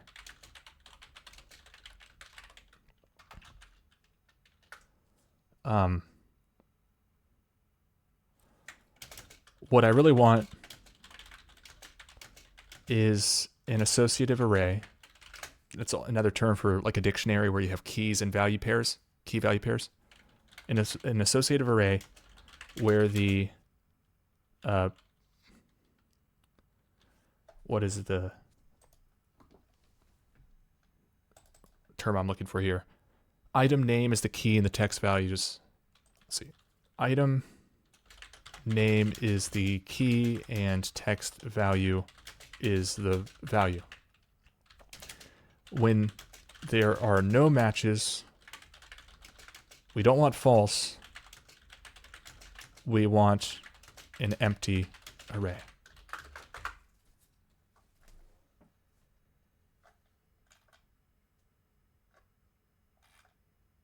Okay, so this is going to give me a better replacement. So we're transitioning to a world where you don't need to know code. You just need to be able to explain yourself and figure out what's going on. So I think these tutorials are super useful to people who are trying to figure out how to get their feet wet and how to hit the ground running and get to full speed. Because you can catch up to people. There's a lot of programmers who are in big corporations where they don't let them use ChatGPT because they're worried about code leak, which is a genuine concern. But they're going to fall behind, and just any average person with, a lot of times people like tech developers have like the worst communication skills I've found a lot of times. So people who've lived in the real world, I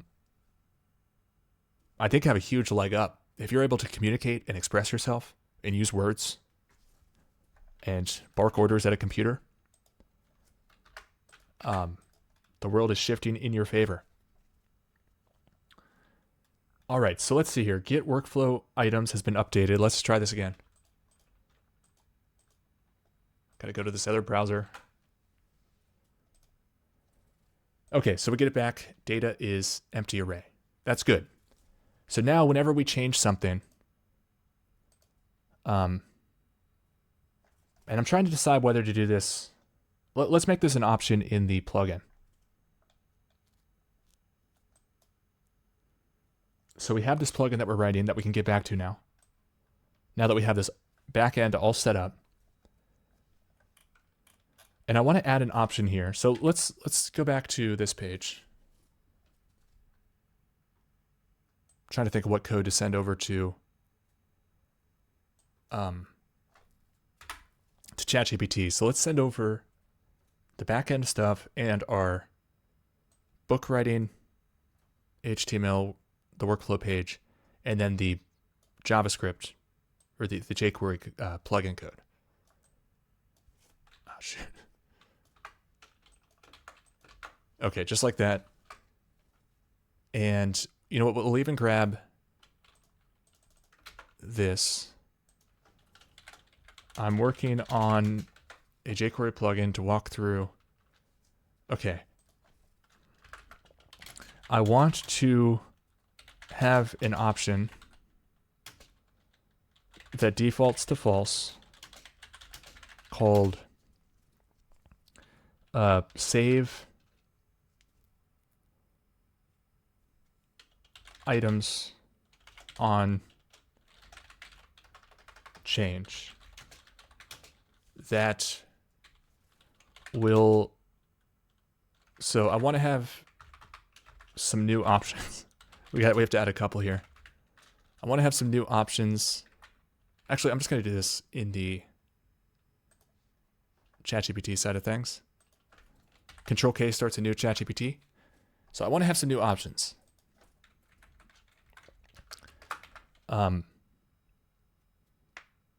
trying to think of what to call this. We'll have data object, any initial values for the workflow items text can be sent in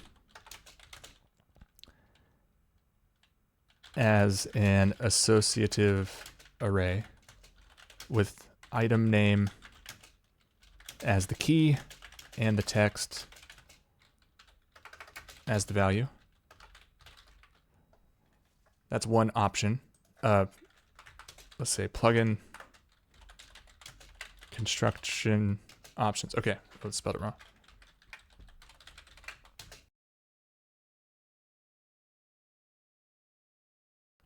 Then we want to have save items on change defaults to false, but when it's set as true, the plugin will. Also, I want to, before we get into that, project ID, the project ID to use for any save Ajax calls to the PHP. So save items on change defaults to false, but when it's set as true, the plugin will automatically call, what is it called again?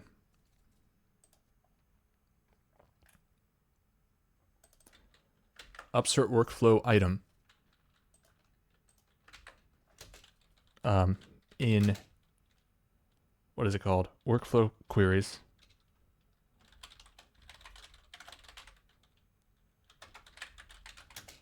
Or workflow query.php with the project ID, the item name, and the text value, the new text value. So those are the main things I want to add. I'm trying to think if we need to explain this any better. So there will be some additional logic needed for using data object values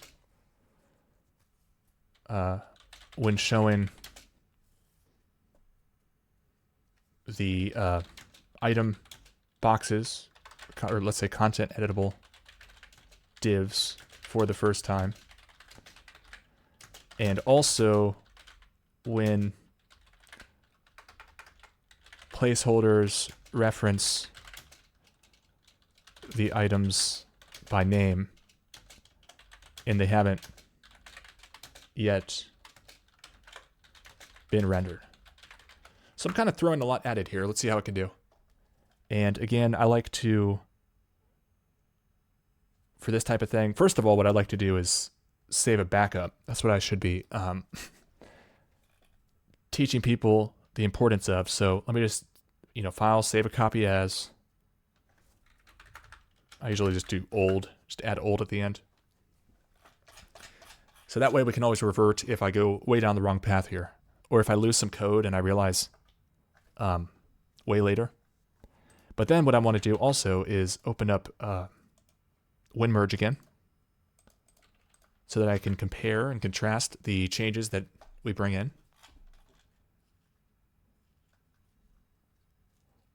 Also, while we wait, this could definitely be improved. This page here. Oh, I see. It's Probably just because it's a class container here. Definitely not the prettiest thing in the world.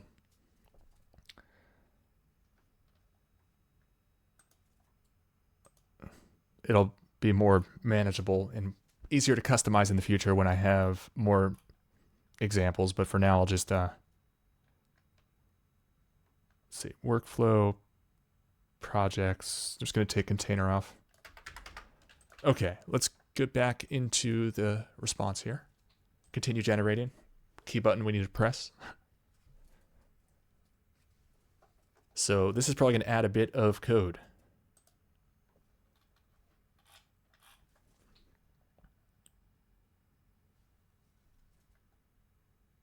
Also, we had this other updated clean HTML with line breaks that I want to incorporate as well. We were having that bug earlier. So let's refresh over here, show my screen. Okay, that's good. System prompt, data object, project ID. So I'm realizing a couple other things here.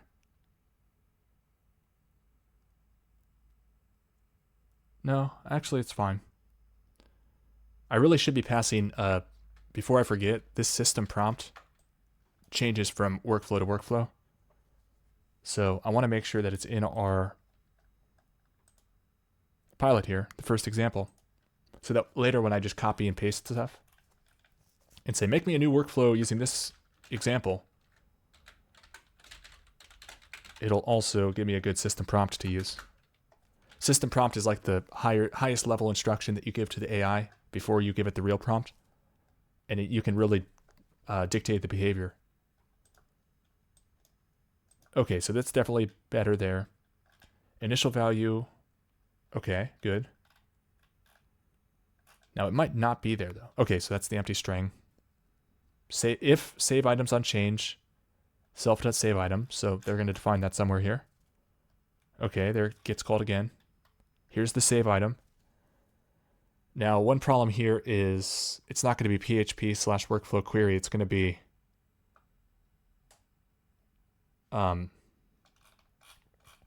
so let's change this a bit. This line probably won't work since the JS code is in a JS folder. Can we instead pass this as another param to the JS, into the plugin constructor? Also, slash default to /php. I mean, I really don't like it because it's I might have it in its own folder later versus having it in. Yeah, so we need to pass this in as another parameter. Server endpoint param, please. Let's go with this left one. It's almost done.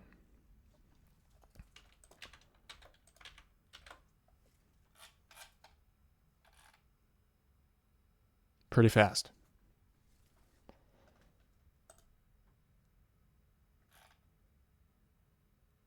Oh, did it break? I think it broke. Or wait, we have to go to the left. That's so annoying. A lot of people aren't going to realize how that works. That's buggy. So sometimes ChatGPT puts up a left and a right option. And you have to pick which one you like better. But then once you pick, it's going to stop generating the other. Or I don't know exactly how it works. But in this case, when we had the continue generating button, it took me over to the second one, which I had stopped generating. And I had to click the little left arrow to go to the first one. A lot of people aren't going to figure that out. So just make a note of it here.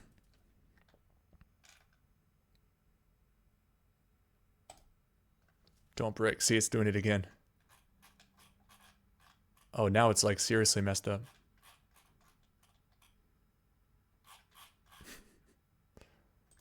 I want this one. Okay. What is going on? Okay, so I've got to really vet this before we take it in.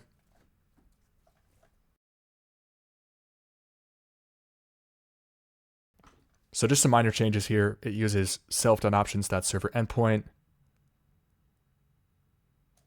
Probably shouldn't default to an empty string. We'll default to... Ultimately, I think it should go inside of a JavaScript and then a... basically 2 levels out. But that's not really a safe assumption. All right, so we take this, paste it as our new workflow manager. Then for the writing workflow, we need to, as it's telling us up here, swap this in.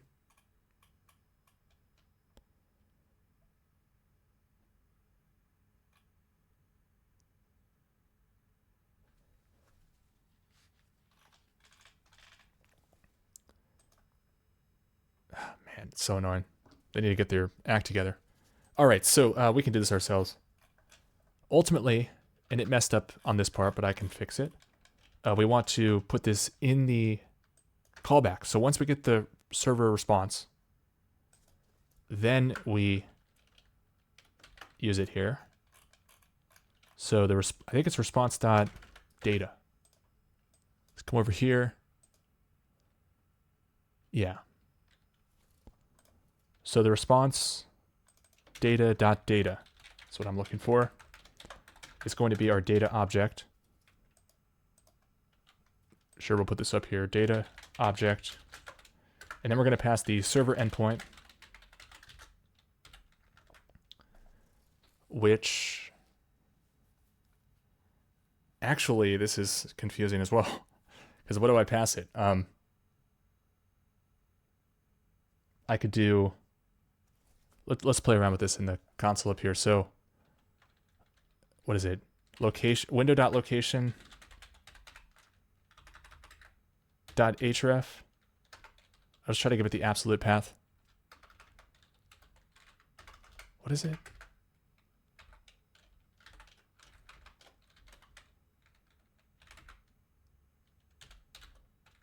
There we go. All right, so let's go to, is that the right thing? Reuse this one. Okay, so how can I get the absolute path to my PHP file? I have this, and the PHP file is here.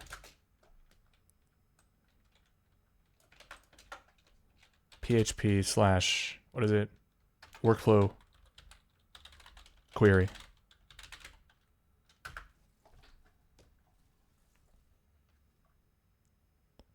Yeah, the last index, then add on this. Oh yeah, that's good.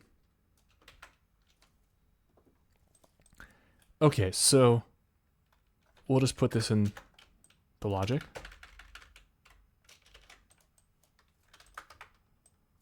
So I'm just going to pass the absolute path. The problem is that the JS is in a different folder, so we want to make sure that it's anchored at the project level, essentially. Get this to match here. Okay. Was there anything else? Oh, we want to make sure it saves, right? Save items on change is true. Then we also need the project ID.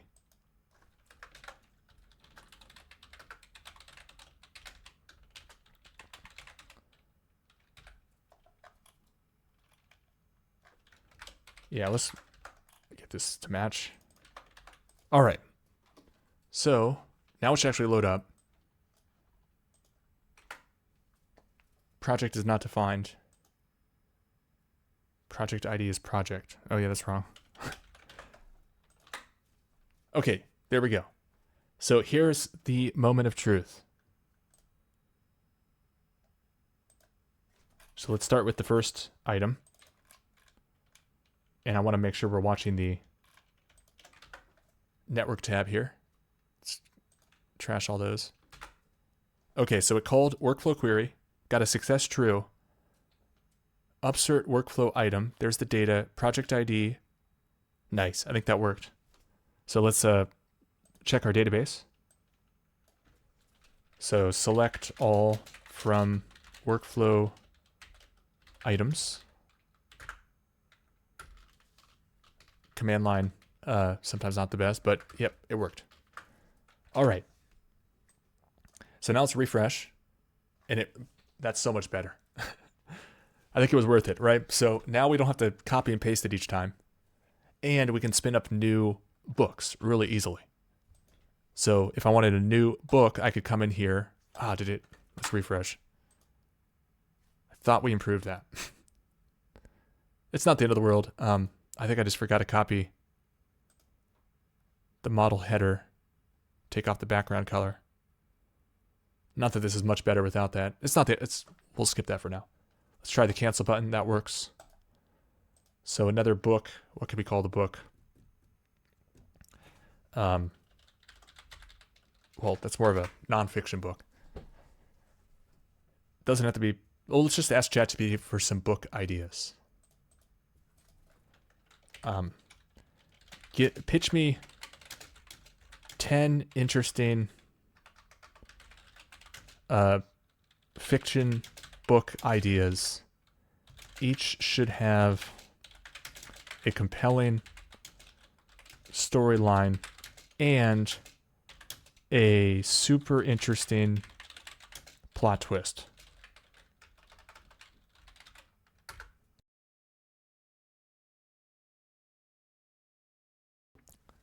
In a hidden library that exists outside of time.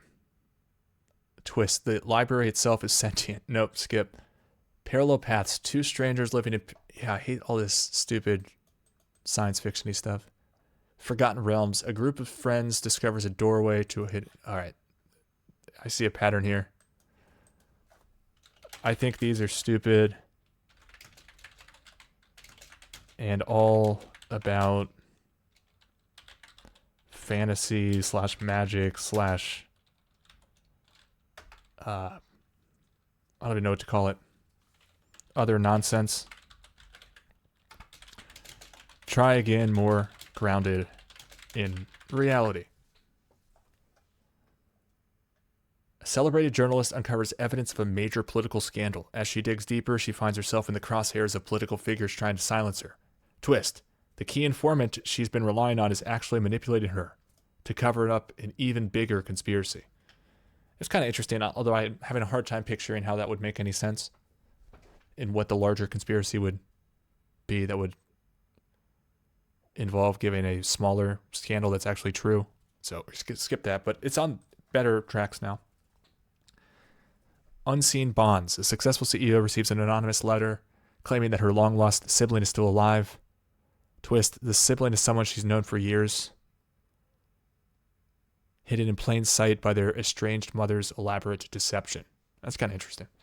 The patient files. A psychiatrist begins treating a new patient who claims to have memories of a crime that hasn't happened yet. She states the crime is imminent. Twist. The patient is actually a former government operative with fragmented memories of a covert operation they were part of. All right, we're kind of getting into better territory here. I also want to point out that if you are an author, there are like tools that are already built. I'm kind of just showing more from a technical perspective how we can automate any workflow, and I'm picking an interesting example. But what I like is on openrouter.ai, they also have a way to track the top apps in terms of usage. And you can see in this list here which of these apps are getting the most usage. Sorry to be the bearer of bad news, but most of it revolves around AI girlfriends and all the stupidity you can imagine in that space. But skipping over that stuff, for example, Where is it? Oh, Novel Crafter might be a good option for people who are actually looking to flesh out novels and use AI language models to try to help them. I haven't used it. It's kind of what we're building here with kind of a makeshift approach. It's more like a guided workflow worksheet that we can design from scratch and get exactly what we want. What do we want to actually, what are the pieces that we want to put together and craft a really great story? I don't even know how this works, but it does look like it costs some money. $4 a month. I guess $9 if you want to use your own key, which all these people would be. And still, it's getting 159 million tokens a day, or at least a day. This week, 1 billion tokens. That's crazy. So it just kind of maybe indicates that there's some value there. And am I too zoomed in again? Oh, I'm so sorry. Shoot. So I don't know how long I've been zoomed in there. Probably way too long. We'll get back and show you what we've crafted so far, but sorry for the zoom. But yeah, it's interesting to see what tops the list, what people are using. And I mean, I guess the morons using AI girlfriends are funding a place for serious researchers to come in, and there's a bigger market for people to develop state-of-the-art models or whatever. Very strange use case, if you ask me. We are not the same as a lot of these people we walk around in our midst. All right, so I'm sorry I was so zoomed in there. But so I'm just kind of scrolling through here. I like the idea too of trying to see like how much creativity these models have and can they actually create any good ideas. A man with amnesia in a foreign country wakes up, discovering clues that suggests he was involved in criminal activities. As he pieces his life together, he questions his own mortality, or his own morality. Twist, he was part of a secret government project to erase and reprogram memories of ex-criminals.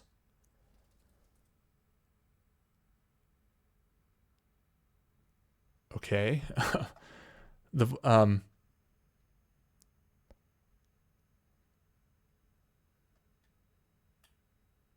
So I'm not really seeing any good ones. All I really wanted to do was come up with another example so we could make sure that the save is working correctly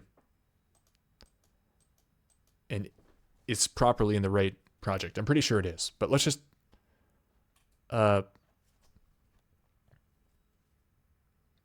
silent witness, patient files.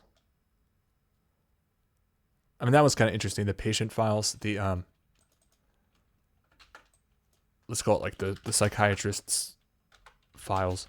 And this is actually another good test because it's going to tell us whether spaces work, whether we can put the single quote, which can sometimes break things, and we can choose which workflow to put it in. Psychiatrist files.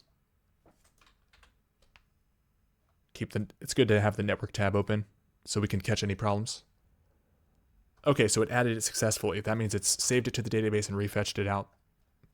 We can open it in a new tab, and we can see that the Illusion of Freedom has this, and I love how quick that loads too. It's beautiful. But the Psychiatrist files does not have the info. Now, I'm a little concerned about the escaping of this up here. Let's go to the console. What's our project ID? It seems to work okay. I'd almost prefer to see like the %20 for space. But that's something I can work out. But we just covered really quickly an example of how we can spin up our own backend. So front end is like HTML, JavaScript, CSS. Back end is the scripting language and the database. I recommend PHP because it's the fastest to get up and running. Okay, but let's go back to this plugin here, and we'll put in all these values, and we'll play around with the new features that we haven't really tested out yet, because I was so sick of copying and pasting all the data every time. So what do we want to convey? This is what we want to convey. What are the symbols? These are the symbols. And we can try clicking enhance, for example. Enhance. And there's definitely a lot of like indications that we could add here to make it more clear. I'm also confused at why it's putting the undo button. Another indication that would be nice is like showing that it's in progress, even if we don't know exactly how long it's going to take. Maybe it can actually get a sense based off the queries that it's run so far. But, sometimes how they spoof the progress bar where they don't actually know how long it's going to take, but it just starts moving to the right and then it stops at like 80, 90% or slows down at least. So it's giving us this new suggestion. Clocks, masks, shadows. Shadows might be interesting. All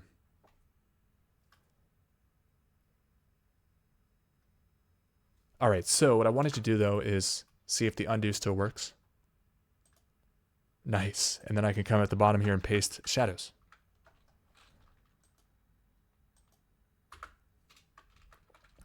And then I can refresh and see if shadows are still there.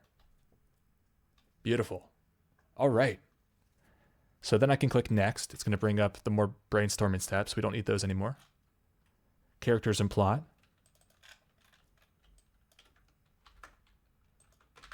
There's our character list. And it should save if I refresh.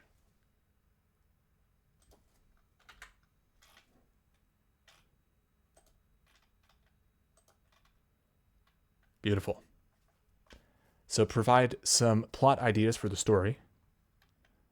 So actually at this point, what I want to do is pivot into showing how when we go this route of making like a jQuery plugin or something, or if we just do a really good job of making everything, naming things right and making it expressive, what we can do is come over here. So we have this book writing workflow. And what I can do is just paste this into ChatGPT.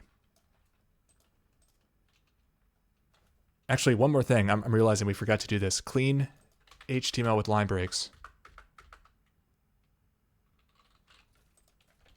I wanted to bring this in.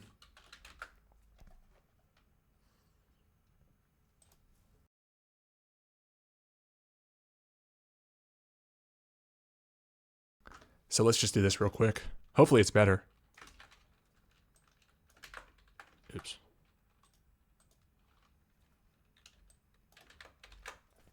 Okay, because we were having that little hiccup earlier, and I asked ChatGPT about it, but I forgot to incorporate the answer. Okay, so what we can do now is we can make a whole new workflow. So let's say, I already kind of did this earlier, but the workflow for, say, see if I can find, I already prompted it. Yeah. So I already did this prompt earlier. So basically I said, give me a structured workflow for creating image and video content for music videos.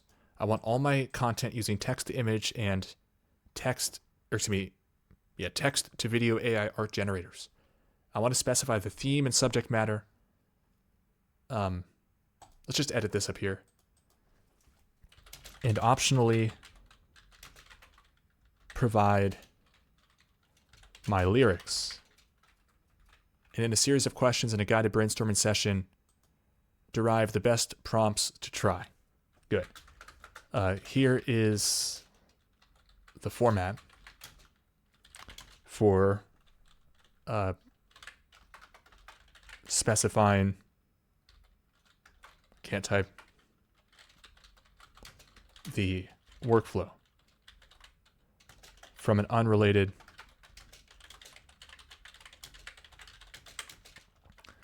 of book authorship. All right, so I can just paste this whole thing in, book writing workflow, and that's going to give it a lot of context. I can also say for your reference, and this is also why I like Code Sculptor, because I just hate, it hijacks the scroll. Like I like to be able to look at what I'm typing. I don't look at my keyboard, I like to look at my screen, and it's just a total mess because it almost seems like it's purposefully obfuscating. So I can say, for your reference, here is, see how it takes it off the screen? So it's like, what am I looking at? I'm like, I'm not looking at my keyboard. I'm like supposed to be seeing if the text is coming through correctly, but it's just, and I already forgot right now, like, where did I leave off? For your reference, here is the jQuery plugin source code. And then I have to scroll up all the way and try to find the send button. I can't believe they haven't fixed this yet.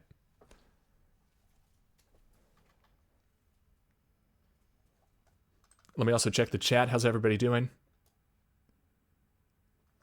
Shout out to Dominic. Thank you so much for the kind words, Dominic.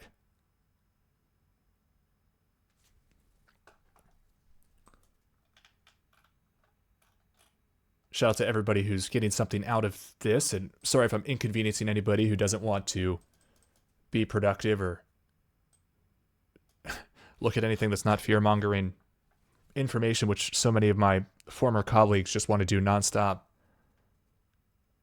And I'm realizing that these people that I used to like rub shoulders with to some extent are like really terrible people, pushing poison and just scaring people into a frenzy so that they can push poison on them. It's like really a disturbing find, and I wish I had been on top of it earlier.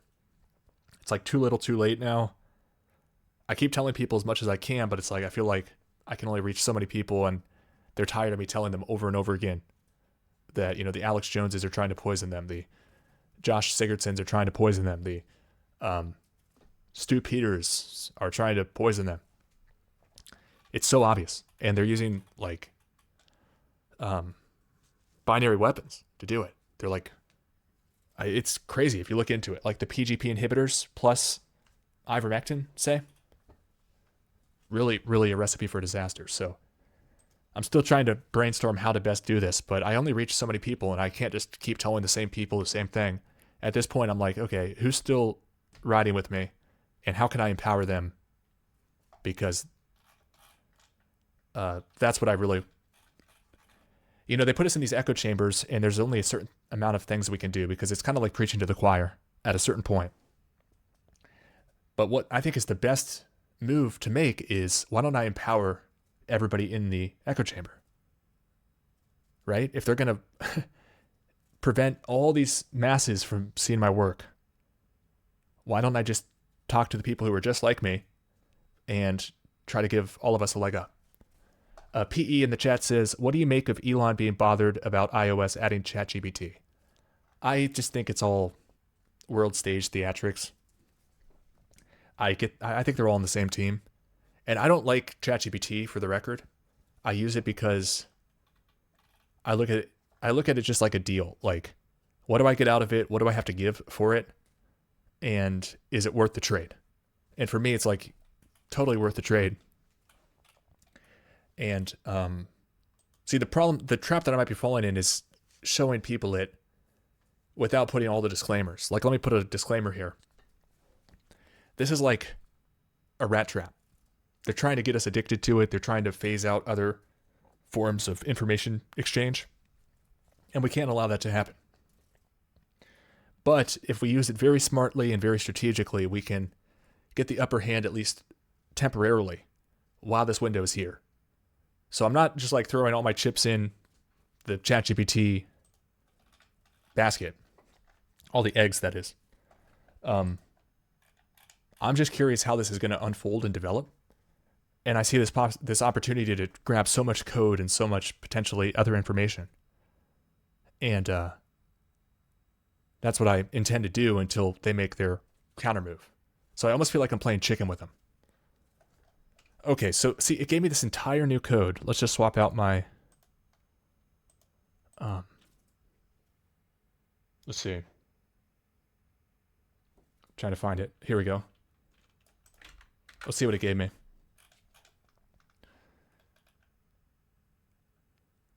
So one thing that's kind of interesting, well, I actually don't need to specify the workflow type in this page. You're an assistant who helps with creating music video content using AI art generators. Awesome. So we can play around. There's this new tool here. I actually made a couple creations earlier. We could try it out. I have a couple songs coming. My next album, and there's a song I have called Poison Colt, where it's, I know that we're being cold, so I'm not in your poison colt, is the intro lyric. And so I wanted to make, these are a little bit horrific, so these are like nightmare fuel kind of, but we live in a nightmare sometimes. So I put man running frantically through a forest, tripping, being chased by an angry poison cult mob in bloody white lab coats. And this is what it gave me. Definitely some weird morphing going on. But it gives you, this is lumalabs.ai. It was all the rage today because it just launched. It's called Dream Machine. And it gives you, I think, 30 generations a day. No, excuse me, 30 generations a month for free. And then they start charging through the nose. I think it's like $30 for, let me hide my screen for a second. Find the pricing here. It's then 120 generations per month for $30. And the generations only 5 seconds each. But it's pretty good for like music video content. And then also the other types of AI art. So that's what I was kind of thinking about here. So let's play around with this. All right, so what we can do is go back over to our project page. Find my other browser. So here's our workflow listing. I can do new project. What's the project name? Let's pick a better title. I have another one called New American Century. You know, like the, what is that? Project for a New American Century group.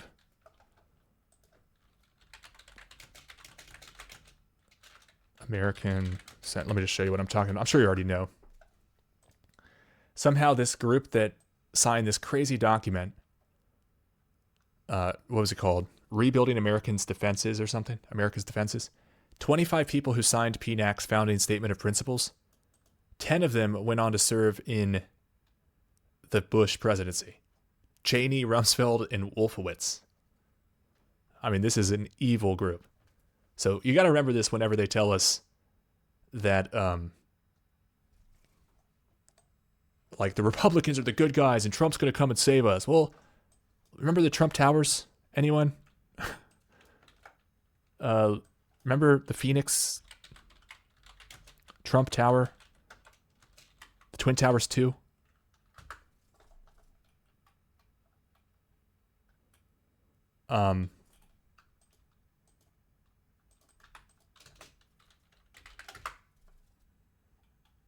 Where is it? There's supposed to be a Wikipedia page here. Twin Towers 2. Twin Towers 2, also known as the new Twin Towers, World Trade Center, Phoenix, or Trump. There's also, it was at one point going to be called Trump Towers, or Trump. I mean, he's all over this page. But at one point it was going to be called, like, the Trump Twin Towers or something. That's interesting. Where did this, I swear it used to say that.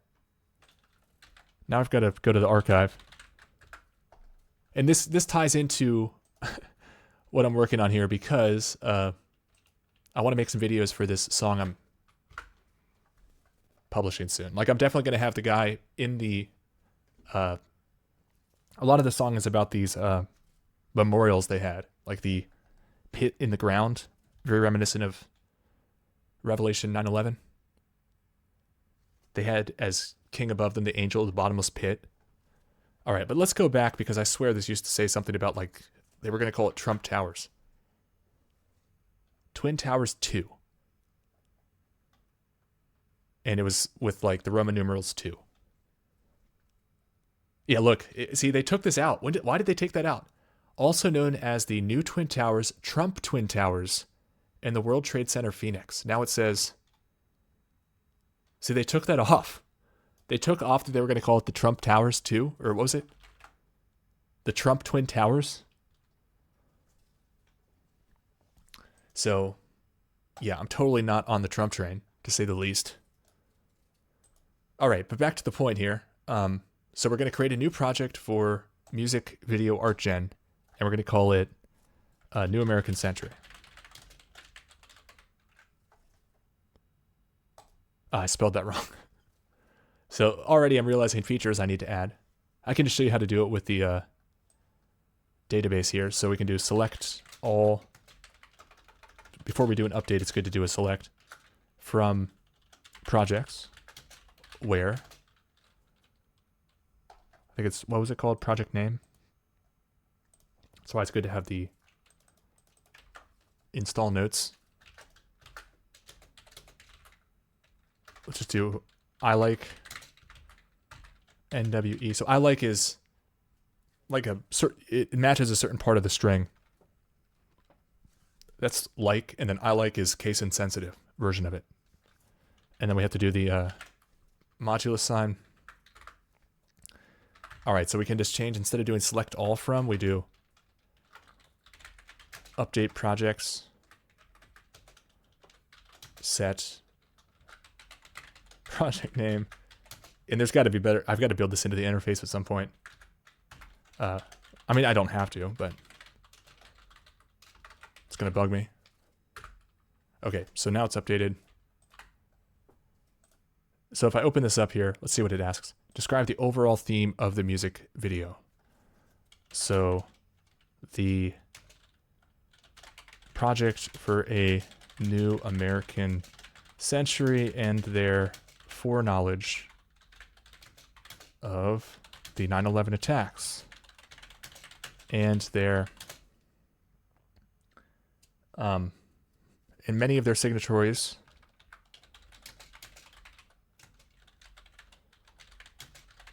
being in the Bush administration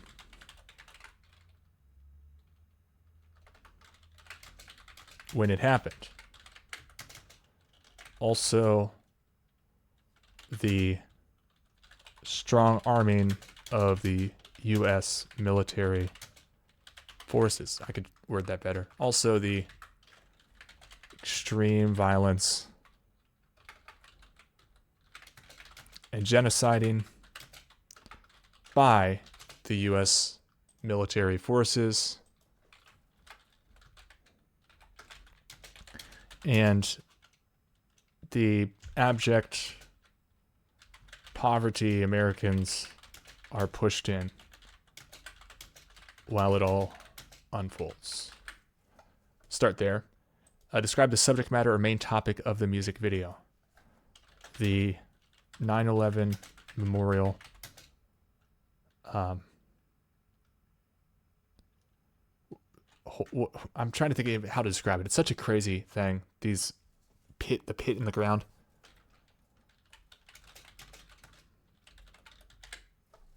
So we click next.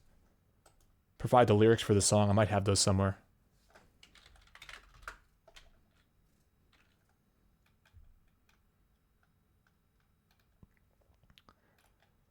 All right, where is it? It's Google Docs. I mean, they're pretty simple lyrics. Nothing to...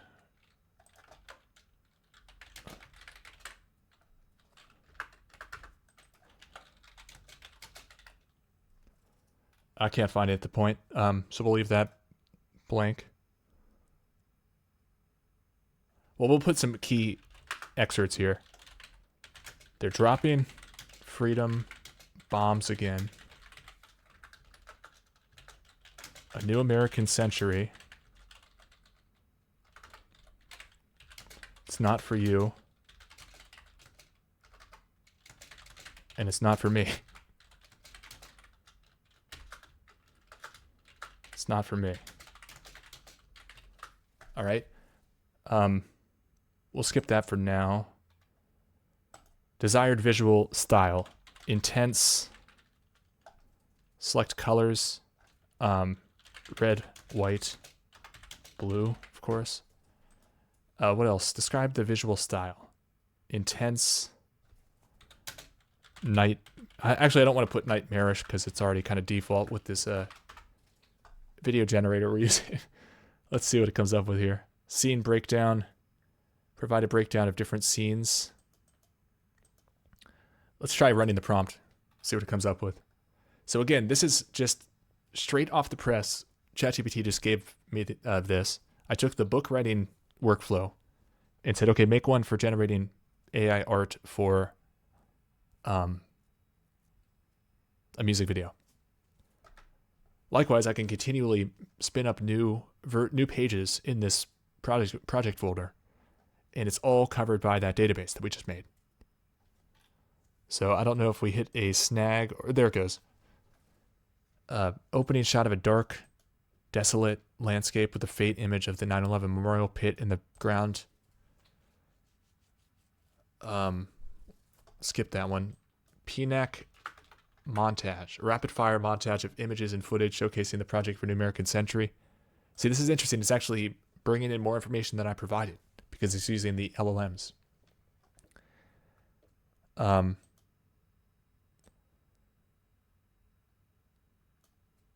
So one thing I'm kind of worried about here is, see, we have a couple of tools that we can leverage. For example, I like Ideogram. And also, so Ideogram is kind of like Midjourney, but it's only $8 a month and you get a lot of downloads, and it's better at spelling and following the prompt directions. So I like to use this for thumbnails and such and AI art. And then you could also take these things and you can take an image and put it into Luma Labs, this new tool that everybody's talking about. That's not really the one I want. Let's see if it comes up with anything else.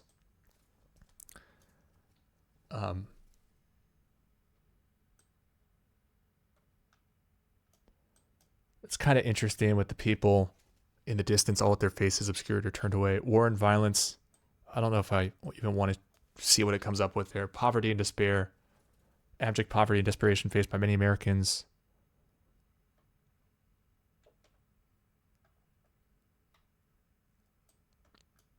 I was kind of wanting, let's just try this. Like, let's just come up with a prompt here. An American fighter jet in dropping a series of huge bombs in a striking video of trying to think of how to describe this. I haven't played around with it too much. And also I'm curious, like I've seen some interesting demos. I haven't really shown these yet. Let's look at some of these. So here's a photographer who says, and this isn't an advertisement or anything. I just think it's interesting to see that there's like a new state-of-the-art model, as everybody was like freaking out about Sora, but it never came out. It still hasn't come out. And this company just dropped this on everybody yesterday. So it says, this is Tommy Oshima. Dream Machine turns all my past still photography into cinema.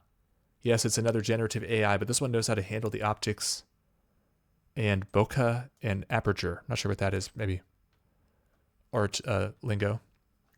But that's cool that they can just take an image, turn it into a video.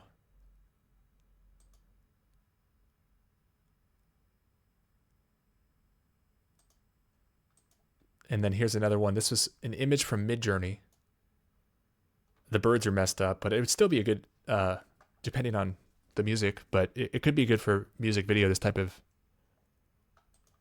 imagery. Here's somebody who took an image that they generated of a strawberry elephant and made it come to life. I mean, the world is going to get crazy here in the future. So, American fighter jet dropping a series of huge bombs and striking video. First, the plane whizzes by in action-packed in intense flyby shot. And then the bottom of the plane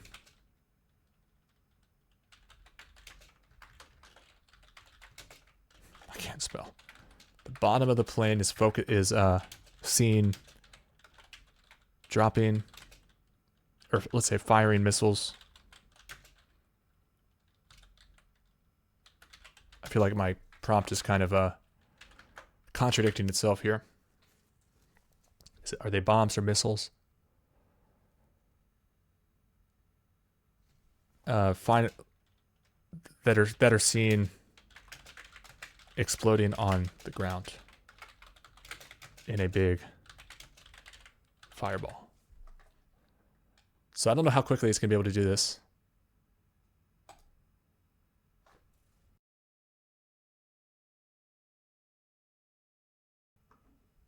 It says may take up to 120 seconds. It's also interesting. It seems like I was wrong. Before they were giving me 2 for my first, maybe that's just for my first prompt. So I might have given incorrect information earlier. I was doing the math on the back of the envelope and it's like, okay, 30 generations for free per month. Oh, but it gives you 2 5-second clips per generation. But it turns out it might just be 1. Now, they had this big snafu upon launch because they were just flooded with a bunch of people trying out their site. And I read earlier that they multiplied by 10 the size of their infrastructure. So it sounds like they had a successful launch as far as the marketing goes. Let's see what's it called? Ideogram can do with the simple prompt. An American fighter jet dropping a huge series of bombs. I'm also wishing I could get that full text, but it's making me wait. It says it could take 120 seconds, which is fine, but I'm hoping it's not going to be longer. We could also try taking one of these. It's not very realistic. Let's do photo.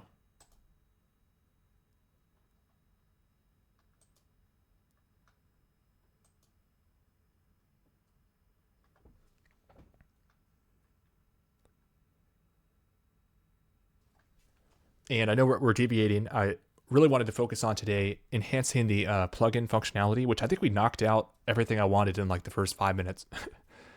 It felt like really fast. And these photos are really unrealistic. Let's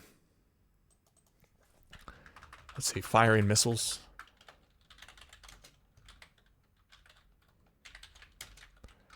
With the blue sky background.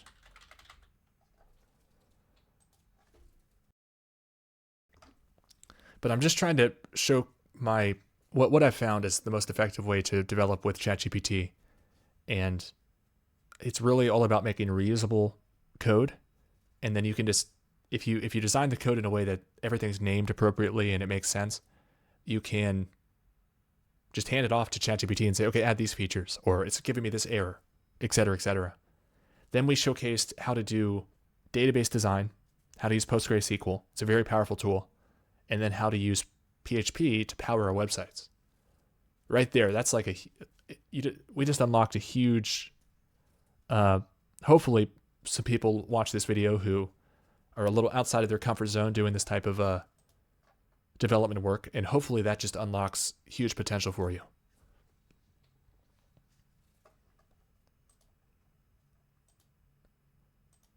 So it's still thinking up here. I want to do a couple more iterations. But what's great is once we make the plugin, even though, obviously there are jQuery plugins. I'm trying to think of some good ones at the moment. Let's see, top jQuery plugins. A lot of my favorite ones I just made myself. Some of these are actually JavaScript function or plugins, really. Like this, Cropper is a good one.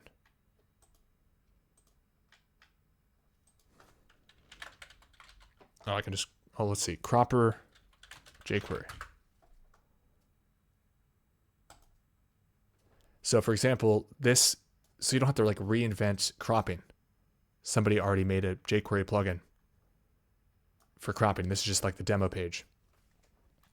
But what's cool is, obviously I could ask, or not obviously, but I could ask ChatGPT to use jQuery cropper to implement cropping on my website. And it would know because of all the examples that are in its training data with this, and it could do it. Same with a lot of these other well-known plugins, like Data Tables is Data Tables, can't spell, is an awesome library. I'm sure you've seen this all over the internet. This is a JavaScript library. But my point is ChatGPT knows exactly how to use it because it's used all over the place and it's trained on a bunch of the examples. But likewise, we could make our own plugins and just share either just the usage examples if it's clear enough, and or the actual implementation of the plugin, and then say, okay, here's what I'm trying to use it for. And it can just tell you how to use it.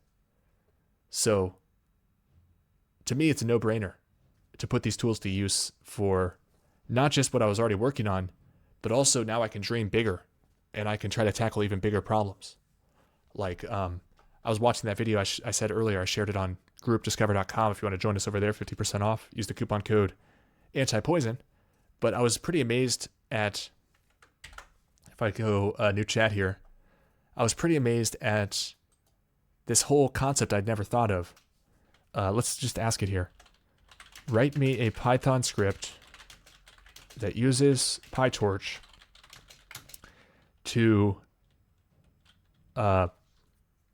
train a neural network. I should be more specific. A convolutional neural network on chess games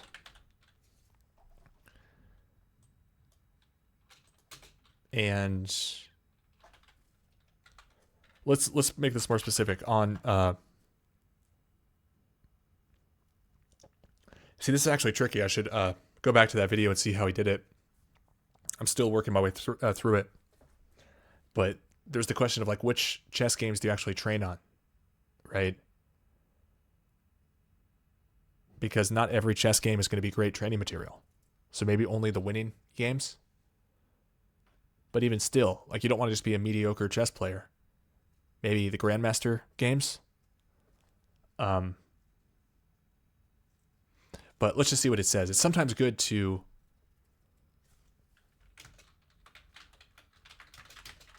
keep it vague and see what it comes up with.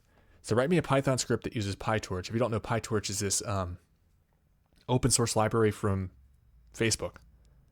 And people should really pay attention to what Facebook says because they pretty much admit what they're doing.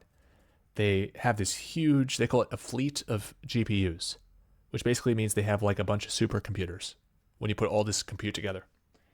And they'll say things like, yeah, we can't use all of them at once to train a new model because we're actually using a bunch of them for inference, for things like recommending stories, and because they have Instagram as well, and managing people's feeds on Facebook.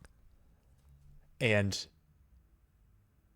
if you read between the lines there, they're doing super advanced machine learning and training models, and they're giving recommendations to people to basically optimize whatever they've chosen to optimize. And for example, if you look at, there's like a YouTube blog that I like to refer people to. Let's see, YouTube, continuing our work. Here we go. It's in my history. Continuing our work to improve recommendations on YouTube, right? And so basically what we've learned is now they have a list of topics that they won't serve up. And they also will have other actions their systems will take, like banning people, demonetizing people, striking content. Now, I'm actually with them on a lot of this about these phony miracle cures that people push. Now, I guess it opens the door if somebody was to actually come up with a real one. But ultimately what's actually happening is people are being tricked into taking terrible poisons, and they get scared with things like parasites or viruses or cancer. And they get tricked into taking cyanide like the bastard Josh Sigurdson pushes, or ivermectin like Stu Peters, Alex Jones, Joe Rogan push. Now the issue though is that there are like state sanctioned poisons that YouTube will like let the government run ads for example. Won't go into too many specifics there, but like with all censorship issues, sometimes it makes sense. Like if somebody's being a predator on children, most people would be like, yeah, screw quote unquote free speech. Like that's not acceptable. That's criminal behavior, right?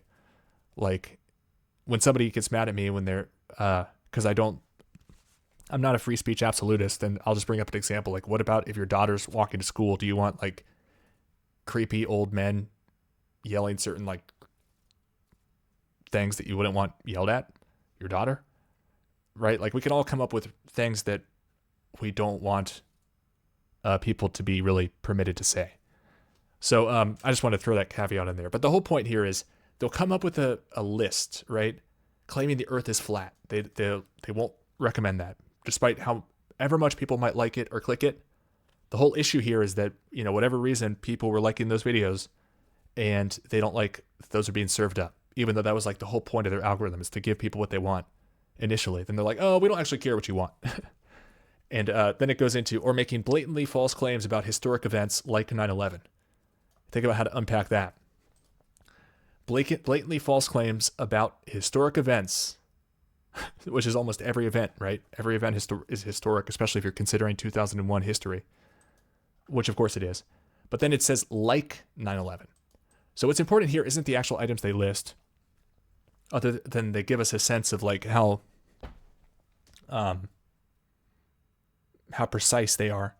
The key thing is they came up with a list of items and they took it to their developers and they basically sold them on this idea. We want to have a list of topics that we can just shove down in memory hole, right? And so they can then spin up these models, very, very competent, complex machine learning models using PyTorch, and these supercomputers that are basically just a bunch of GPUs put together.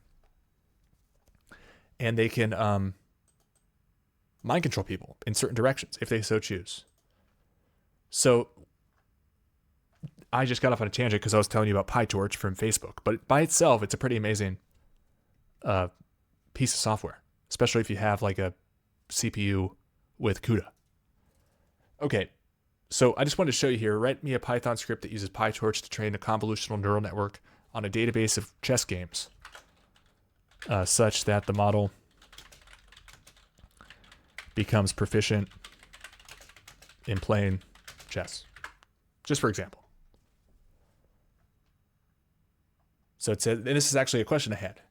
Chess games are usually stored in portable game notation format. Define the model. We'll define a CNN architecture, so it's going to use like convolutional layers. So it's starting with the data set. So I don't want to get too much into this specific example, but we can actually just spin up pretty interesting use cases and play around with, you know, state-of-the-art software, open source software. So here's the key NN model extension called Chess CNN. CNN doesn't stand for Cable News Network. It stands for Convolutional Neural Network. And it's making 3 layers here, conv1, conv2, conv3, and 2 linear layers after all the features are extracted with convolutional neural networks. It runs it through a traditional linear transformation step. And it trains all of this to be basically taking this chessboard and deciding which move to make next. And let's see the outputs here. I'm not even really following here. Return x.view -188. So that's the size of the board, right? Train the model. Pretty typical. Loads a single game or all the games up. And then trains the model. So let's ask here. I'm trying to understand how such a model would decide on moves to make, how do we map the model output to which move to make next? Can you clearly explain the model output and how to act on it? So it's just pretty amazing that you can ask like, hey, generate me some code. Okay, explain it. I've got questions. It's all conversational and you can just keep asking it questions. Interpreting the model output. The output of the model is a tensor of shape 8,8. So tensor is just like this keyword. It could be a list of numbers, or it could be a matrix, which is like a 2D grid of numbers. Then you can even take it even further. You could have like, I don't know what they call them exactly, hyper matrices or something like that. Tensor is just a good catch-all term, so it could be of various dimensions, but matrices are tensors. So it's returning to matrix C, 8 rows, 8 columns, that represents the chessboard. Each element in this tensor can be interpreted as a score or probability, indicating the importance or likelihood of a move starting or ending at this position. However, we need to translate this into an actionable move. Interpreting the model output from square and to square representation. The model output can be divided into two parts: the probability of moving from a particular square and the probability of moving to a particular square.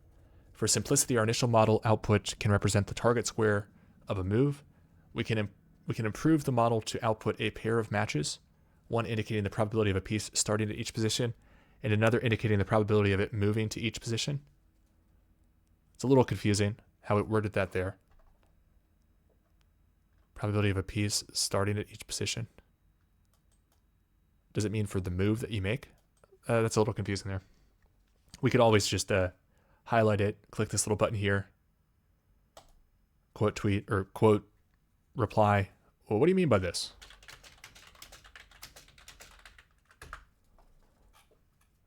So generating moves, identify the square with the highest probability in the output tensor. This gives you the target square to determine the origin square, where the move comes from. Consider all legal moves for the current board state and select the move that results in the target square with the highest probability. Let's refine the model to output both the from square and the to square probabilities.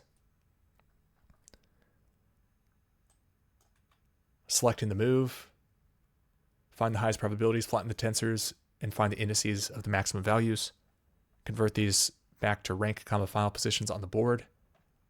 Check if the move generated is legal. Execute the move. So it's pretty interesting. And then we could, I think there's a library in Python.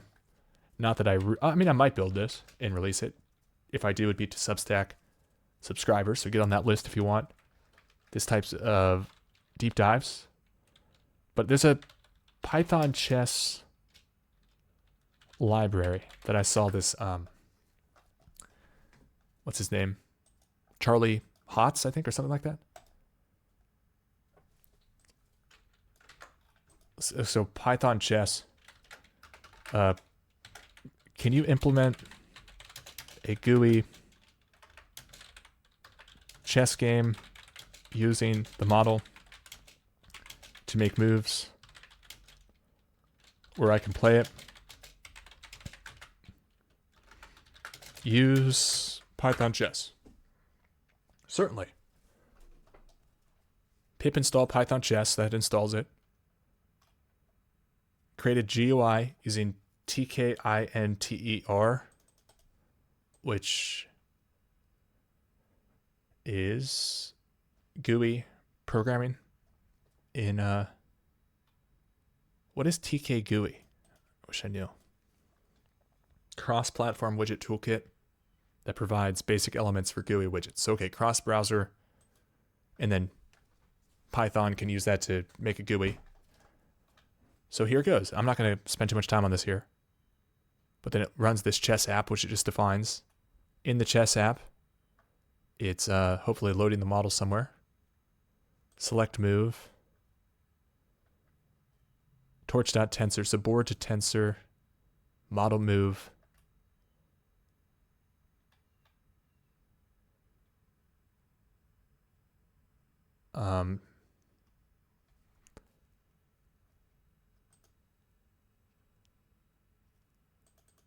Select move. I'm not seeing where the model's actually loaded up, but I don't want to spend too much time on that. Kind of interesting. Let's go back and see if this thing ever finished. Looks like it's still thinking. Oh, there we go. Okay, here's the video that we just made.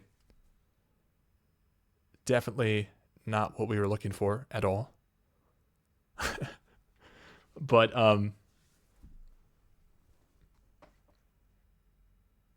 something. It's definitely got a lot of fire and some sort of an airplane looking thing. Not what we were requesting, but that's what we were waiting on. So I don't want to rant on too long here because I think we covered a lot of interesting stuff, important stuff about how to extend. Now, another thing I wanted to do in the future, unless I have a change of heart, probably not going to do this right now. But I was thinking, and this is something I want to cover before we wrap up, so at least we'll talk about it at a high level. When it comes to generating content, a pattern that I see, and I always look out for patterns because patterns can be leveraged, right? Once we find a pattern, we can benefit from it. That's why we look for patterns and we're so good at finding patterns. So a pattern that I've found is with content generation with LLMs. So one of the key problems is how do we make adjustments to a large project? So if we have a large work, like if we have a book or if we have a huge code set, huge code base, how do we make adjustments? Because this is the problem that I just doubt anybody can solve at this point with agents. I mean, I think it's possible. I just don't think anyone's really good enough, or I don't see it being solved, at least not for like free and open source. Not just I haven't seen it, but I just think it's kind of out of the reach currently, unless somebody really sits down and does this right. But the big issue is you can't just send your whole book in this context window. So whenever you send a message to ChatGPT or any other model, you have a certain number of characters that you can fit into the text box. And the problem is when you have something much, much longer, how do you send it the right information? And the more I think about it, I think that there's this key step. We need like a backbone of the project. That's the outline. And we need to tie the outline to the content and vice versa.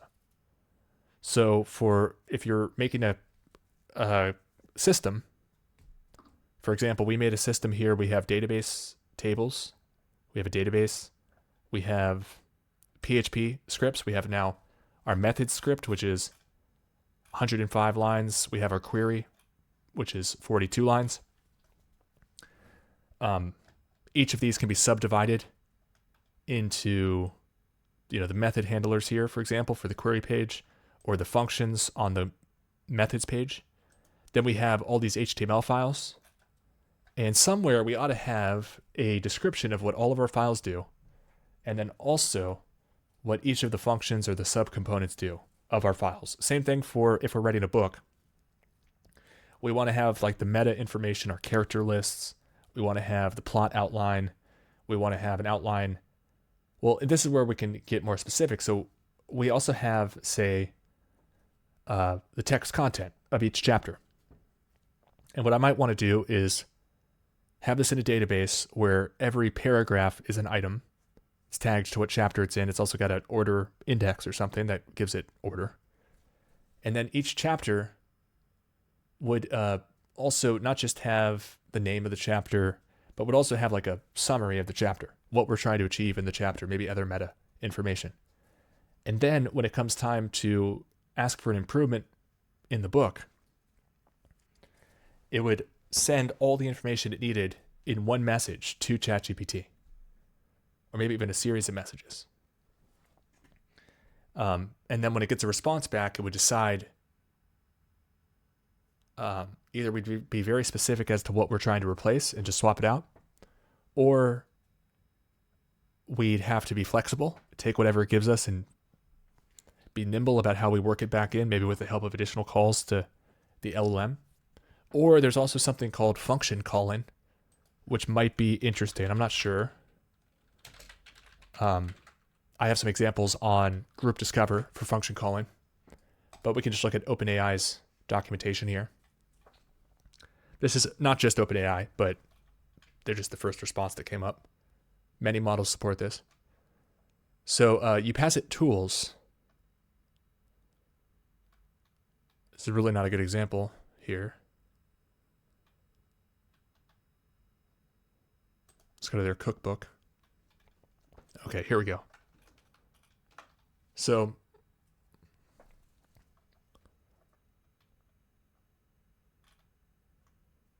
here's tools equals. So what this example is doing is it has, let's see, a function tool, another function tool. So it's giving it two tools. And the first one is called get current weather. The second one is called get end day weather forecast. And so then it sends a message. The system method is, don't make assumptions about which values to plug into functions. Ask for clarification if a user request is ambiguous. So we've already covered what system functions are, or the system prompts, I should say. For example, if I go back to, got to switch browsers. If I go over here, and if I do run AI prompt, so prompt host model callback. What is the capital of USA? Host is open router in this case. The model, let me go to model. So the my point here is that the system prompt really dictates a lot of the behavior of this model. So the open router, then we have callback. We'll just console.log this. And I'll zoom in for everybody. I hope I won't forget. I'm going to try not to forget to zoom back out. And then we have options down here. This is my own custom call. I like to make helper functions and helper classes whenever I use something a lot. And in this case, we want to combine the functionality of a bunch of different providers, not just OpenAI, but OpenRouter, Fireworks together, Grok. And there's more that I still haven't added to the list, but I want to. So what is the capital of the USA? Then we have OpenRouter. Then I need the model name. Let's use Llama 3 70 billion.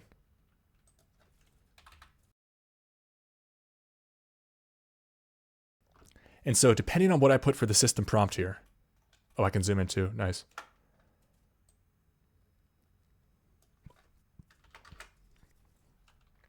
So I could say, don't make any assumptions. I'm using their example.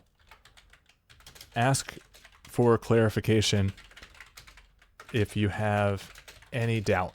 So it should not have to in this case.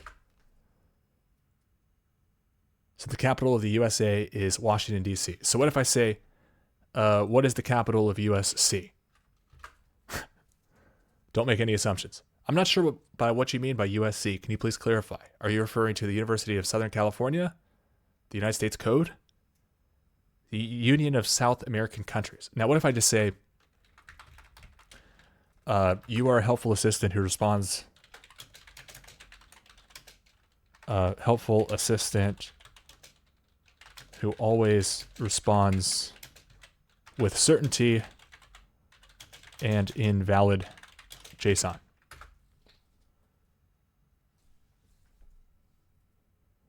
USC is not a country. Oh, that's good. But you see, it's a very different answer. So if I say you're a helpful assistant who only speaks in Mandarin, traditional Mandarin, regardless of the language of the question.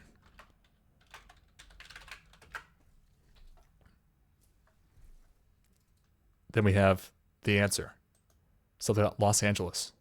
I think probably saying, are you talking about USC, University of Southern California? So I'm just trying to demonstrate the importance of the system prompt.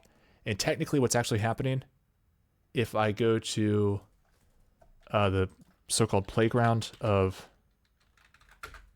OpenAI,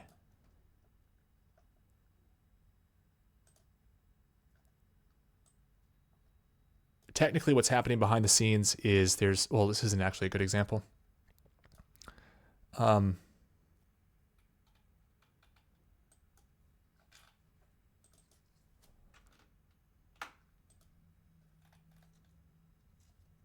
Well, let me see here. You are an unhelpful assistant. Change it up here. What is the capital of Brazil?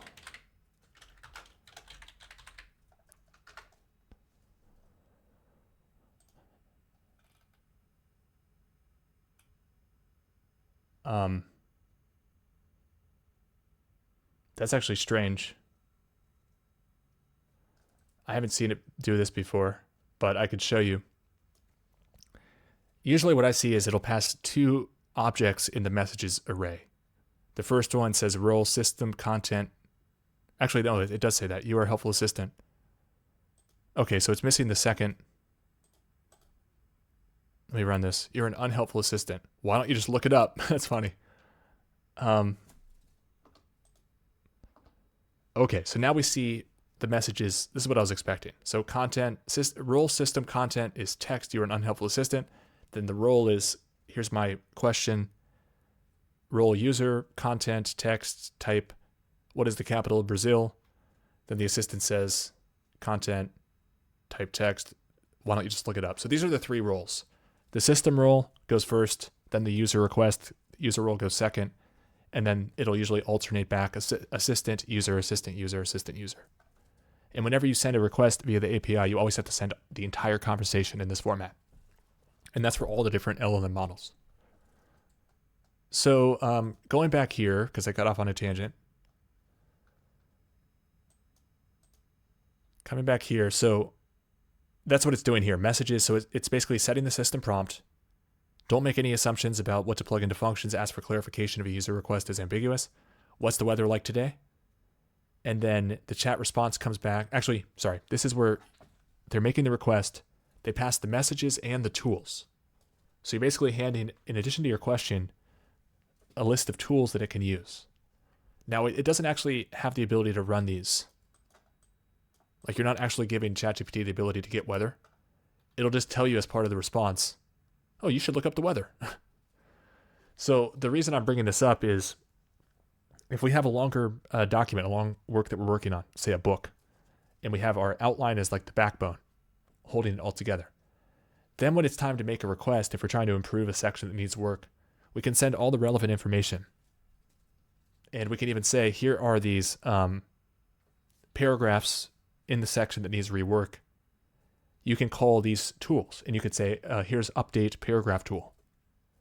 And if it chooses to update the paragraph, then you update the database where that's stored. So that might be a better approach of doing this. I need to play around with it more. That's something I wanted to do, is actually flesh this out more. So once we start generating these book chapters like we did in the last stream, then it would import them into a database that would have the chapters with summaries, basically to give us an outline at the chapter level. But then also all the paragraphs would go into a different database, ordered so that we have the structure.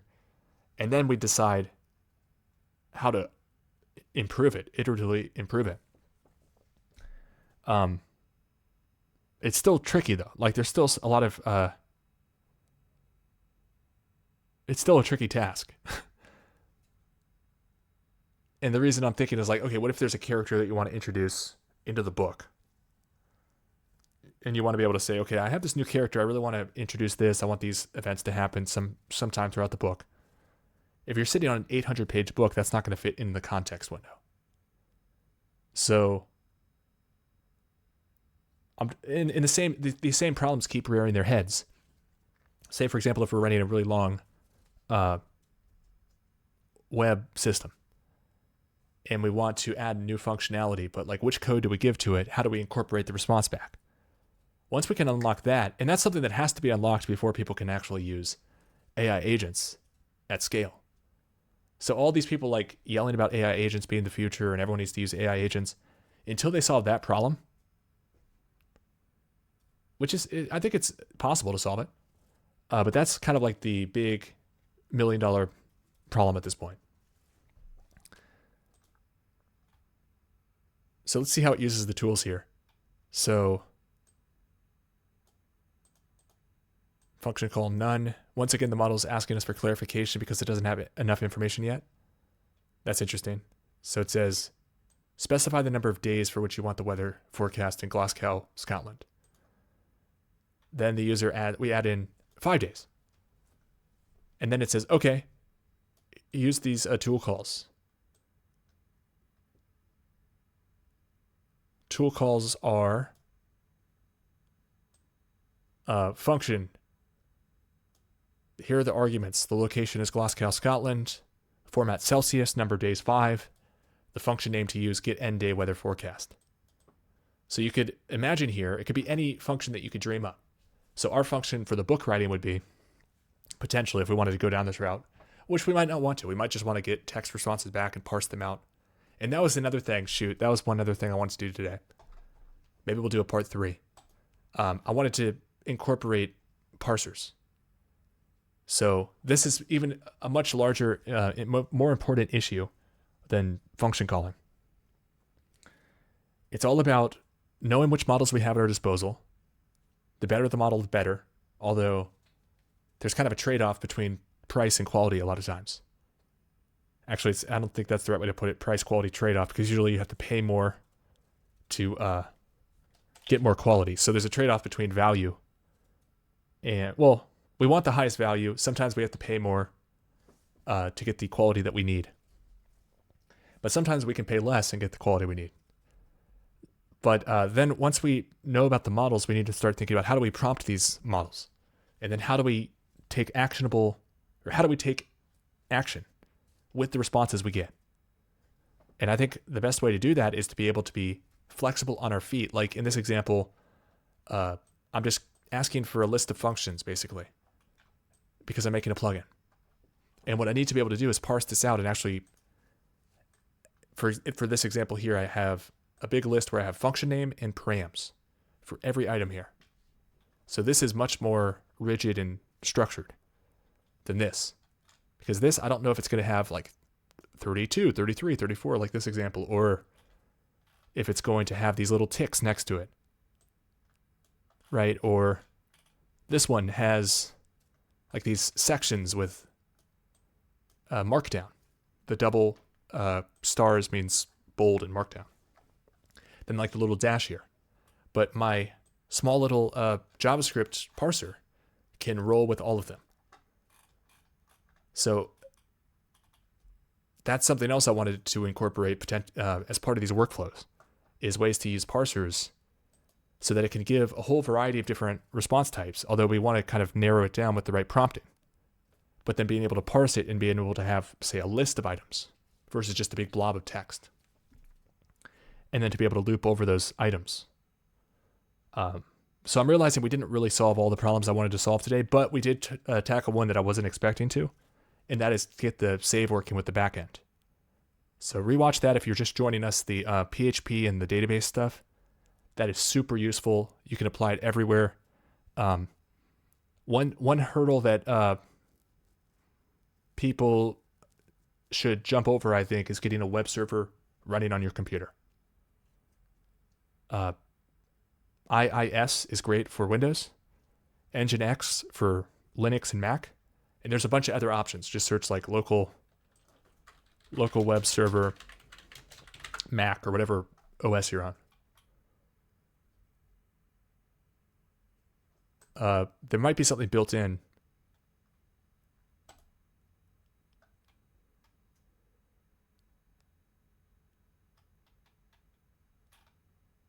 I mean, I'd probably just use Nginx. Okay, this is using Apache 2, which is another decent one. Although I like Nginx spelled like this. It's pretty interesting too if you look at like the stats on how the internet's powered. As of June 2022, Nginx is the first rated web server, 33.6% of all sites. Apache is second at 31.4%. So, two very popular options. There's also things like WAMP server for, I think, Windows. And then there's MAMP for Mac. So there's a bunch of options, but that'll let you just like actually start developing with PHP and HTML and JavaScript and everything working perfectly. Because if you just have like an HTML file on your site or on your computer, for example, this system or this book writing workflow that we've been working on, right? If I just open this up, let me do it in a browser that's going to have dev tools that are useful. If I open this up here, this is the same page we're looking at right now. But if I just open this up from my computer, file, cross-origin request blocked. So it's trying to, the PHP Ajax is definitely not going to work for a whole bunch of reasons probably. But you just got to have a web server on your computer.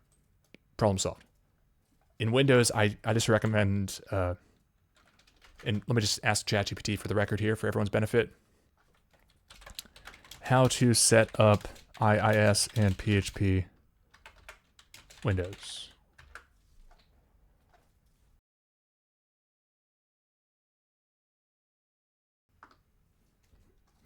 So programs and features, turn Windows features on and off. So this is like built into Windows. Enable IIS. So you click the box for Internet Information Services. You expand it, ensure that these are all selected here. Install IIS, download and install PHP from, I think it's windows.php.net. And then there's a key file called php.ini with all the settings in there.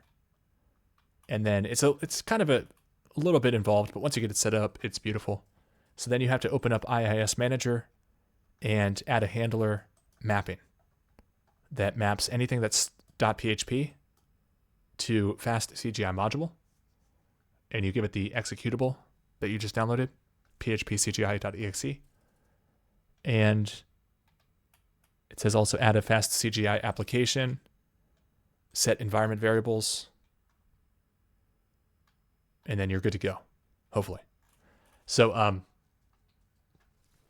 I might do a part 3. I also really want to do a series on how to properly, in my opinion, web scrape. Because I see a lot of videos pop up of people advising on how to do web scraping, which is a super important aspect of using computers and using programming for research. Is being able to grab information off the internet. But people are missing the mark and missing some key important tools. Like, I don't think any talk about web scraping is complete without mentioning Selenium WebDriver and specifically using JavaScript to grab the information from the page and get it into a JSON format back to your Python or Java. So I hope to talk about that in the future, maybe today. I also want to do a part 3 where we go through and we add some more functionality. I realized we missed a lot that I wanted to do. Let's see if we can brainstorm real quick what else we want to do in the next show. I'm already forgetting because it'll come back to me, but oh yeah, I wanted to have looping. Like maybe I'd already added it. Let's see. I might have requested it. Oh, nice. Did we already get it? Nice. We already added this. Step.items. No, actually, no, we didn't. Sorry. That's a separate so we do it in the final prompts, but I also want to do it elsewhere. And that's the other thing I wanted as well, is a way to parse the responses for our LLM prompt or our enhanced prompts. Probably just at the whole item level, since these kind of give similar types of text that just swaps out the text box. But we need to have a way to invoke parsers. Parsers are key. Prompts, parsers, models, maybe function calls, but That's more for the next stage where it's like an authoring suite for managing code or book writing for this example. So I don't know. There's so many different ways to solve any problem, and these tools are so new. These tools are so new that I don't even know whether like function calling is the best way to do this, or a really good prompt parser combination. Part of me suspects the latter, but I don't know for sure. Maybe function calling is the way to go. I could see. I'm sure both work, but the question is which is better. That's another thing. Some of these tools are just so new to me. Like I put out the code today for Substack supporters. Go check that out if you haven't seen it. For neural network training, just $5. It's like a can of soup. It helps keep me alive, if that is any consolation. But what am I saying? Oh, there's still a lot of unknowns in my mind about like how many hidden layers do we want to have? What's the training rate that we want to use, et cetera, et cetera. Like there's these different hyperparameters, and I just want to have a better feel for the right ones to use. I already have started to get a good feel, and it's a little counterintuitive than what you would expect, especially because all the diagrams that we see of like neural network images, like these are all terrible designs for what you'd actually want to spin up, but they are good dimensionally for these types of graphics, right? This is a very small neural network, even though it looks big, right? This is just 1, 2, 3, 4, 5, 6, 7, 8, 9, 9 neuron hidden layers. Very little that this thing can actually do functionally. Although I could eat my words later. Maybe it could be more functional than I expect. But the problem here is you have almost as many input nodes. You have 8 input nodes, 4 output nodes, and then you expect 27 neurons across 3 layers to be able to map all these inputs to all these outputs. I doubt it.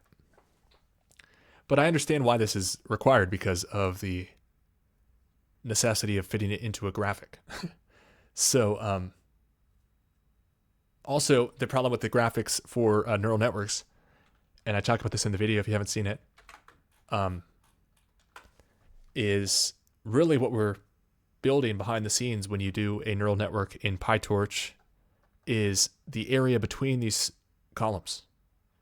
This is where the transformation happens with the matrix multiplication. And so the matrix multiplication and then the bias addition, another addition of a matrix, happens 1, 2, 3, 4 times, not 3 times. These hidden layers are really just abstract constructs that don't exist. They're just the intermittent steps between the matrix multiplication as you work to the output. So it's super interesting stuff. Also, I'm just had my mind blown, and I shared that on Group Discover if you want to check it out. But the video of George Hotz, I think his name is. See if we can find him on Twitter. I saw he had some announcements today that was kind of interesting.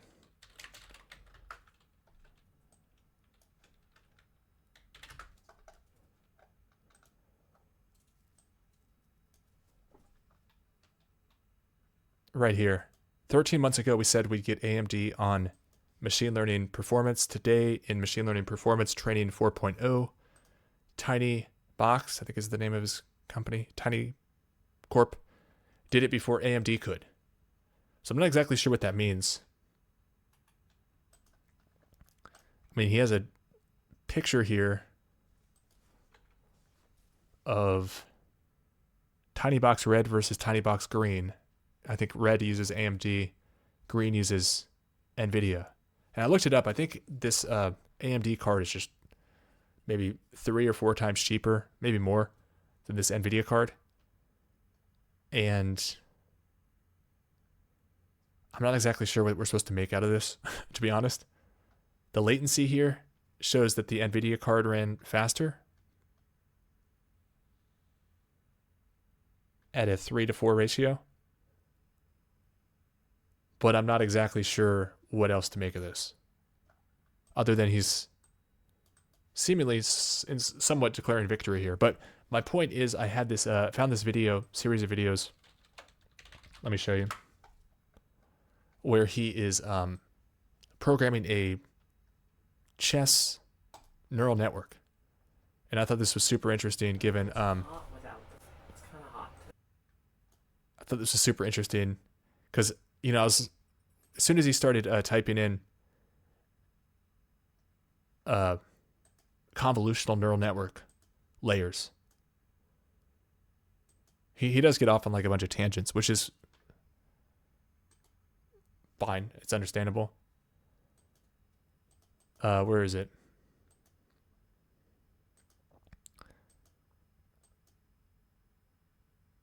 Oh, it's an interesting video for sure. Especially if you're interested in neural networks. But I can't find it at the moment. There's a lot of, it's like 5 hours long, but, oh, here it is. Can we backtrack a little bit here? That was the code right there, but it was now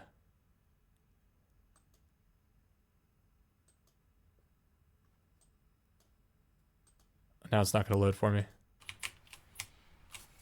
It is for now. So this is part of the neural network right here. You can see a little snippet at line 38 there. Convolutional 2D neural network. I think I actually, I might have taken a snapshot and sent it to ChatGPT, asking what it was doing. Yeah, let's just look at this. I have a snapshot of the code. So the init here, and this might have been earlier on. I think he might have kept making changes, but he's got A1, A2, A3, which are all convolutional 2D layers. 5, 16, 16, 16, 16, 32. So those are the inputs and the outputs, respectively, the first and the second parameters, I believe. And then three more for a total of 12 convolutional networks. And then in the forward pass, which runs, it takes a whole batch of, in this case, chessboards, and it tells you the next prediction, the next move to make. And what's interesting is the forward function in all neural networks gets called for both training. Make sure I'm showing my screen. Okay, I'm glad I'm not zoomed in too much. I could be more zoomed in, though. Forward gets called for training and when it's time to use the function. For training, there's a key step after the code runs. It sees how well it does. It gets the loss. And then it tries to optimize the weights and the biases such that the loss is decreased. And so you keep doing that over and over again, and hopefully you train the model. Again, if you're interested in getting into neural networks, I think this is probably the easiest way. This code I just released on Substack. Because you can actually visualize the continuous functions in 2D and 3D. And then, for example, this is after you run, you can pull it up in Model Prediction Viewer 3D. And you can see in green, this is the continuous function, in this case, a surface. The green surface. And then the blue is the predicted values. So you can see, I mean, definitely could be trained further. And it's a little bit wonky here at some points. But it's pretty amazing that it can represent this and capture it. And I mean, I didn't train it too much. But what this really helps do is you can visualize how well it performs. And then you can try different learning rates. And you can try different model architectures. And actually get a feel visually. So the forward function here, just for completeness, RelU, which RelU is simply takes the max between 0, or excuse me, the max between 0 and the y value. So probably easier to look at a chart here. It's like a flat line, and then it goes up at x equals 0. And this introduces on each, well, between every input and output of each of these transformation steps, which are between the hidden layers and between the first hidden layer and the inputs and the last hidden layer and the outputs, there's a bunch of linear equations. And then doing a ReLU, rectified linear unit, adds even more variation and prevents it from just being a bunch of lines, which is interesting. It's called activation. So it's called an F max pool 2D. So I don't have a lot of experience with convolutional neural networks. X equals F. So I don't see even what's happening with A1. Okay, X equals F ReLU A1. X equals, so okay. I'm still confused by this, but maybe we can ask ChatGPT what it's doing here. Let's see, the forward pass defines how data passes through the network. ReLU activation. After each convolutional layer, a ReLU activation function is applied, introducing nonlinearity. Max pooling after groups of convolutional layers. Max pooling is applied to reduce the spatial dimensions of the data. Reshaping. The final layer reshapes the data before applying a softmax or log softmax function, which is typically used for classification tasks.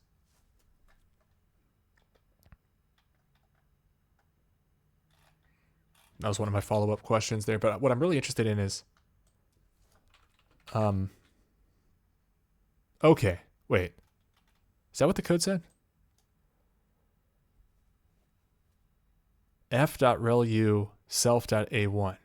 And then here it says X equals F.ReLU self.A1 with X as a parameter. That's a big difference. So I don't know if it changed the code here. I think he might have a typo here. It was still early on, and it was getting longer and longer. I'm like, I better take a screenshot and see. But this would make more sense. So X comes in. Those are all your numbers, or all the batches, all the chessboards. And then you're passing it to the first convolutional layer. Then you're activating it with ReLU and setting X equal to the result. So X keeps changing each line.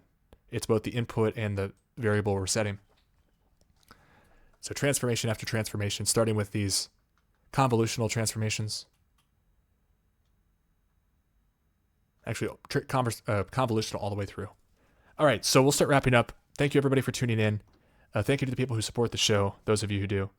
And we're going to keep trying to break ground and have more and more revelations and breakthroughs and share them with you all so that everybody can use these new emerging technologies and tools to the max. If they're going to put us in an echo chamber, now that we've hopefully we've scared off all the ivermectin shills. I mean, the shills will stick around, but unfortunately, the legitimate people who think I'm whatever, probably are gone. Which is a shame because they're being victimized by the people pushing clastogenic, fertility-destroying poison. Cyanide in other cases. But hopefully we're in a small knit community of people who just want the truth and who want to be empowered for yourself and for your family. And it's important to be selfish these days. They want us all to be company men and collectivists, fascists and Democrats, Republicans, same thing. And I think people should be selfish about your health. I think people should be selfish about your brain, your health, your intelligence. Don't let them convince you to lobotomize yourself with ivermectin, for example. But I'm ranting. Thank you, everybody. Check out timtruth.com. Check out groupdiscover.com, and I hope you have a great rest of your day. Take care.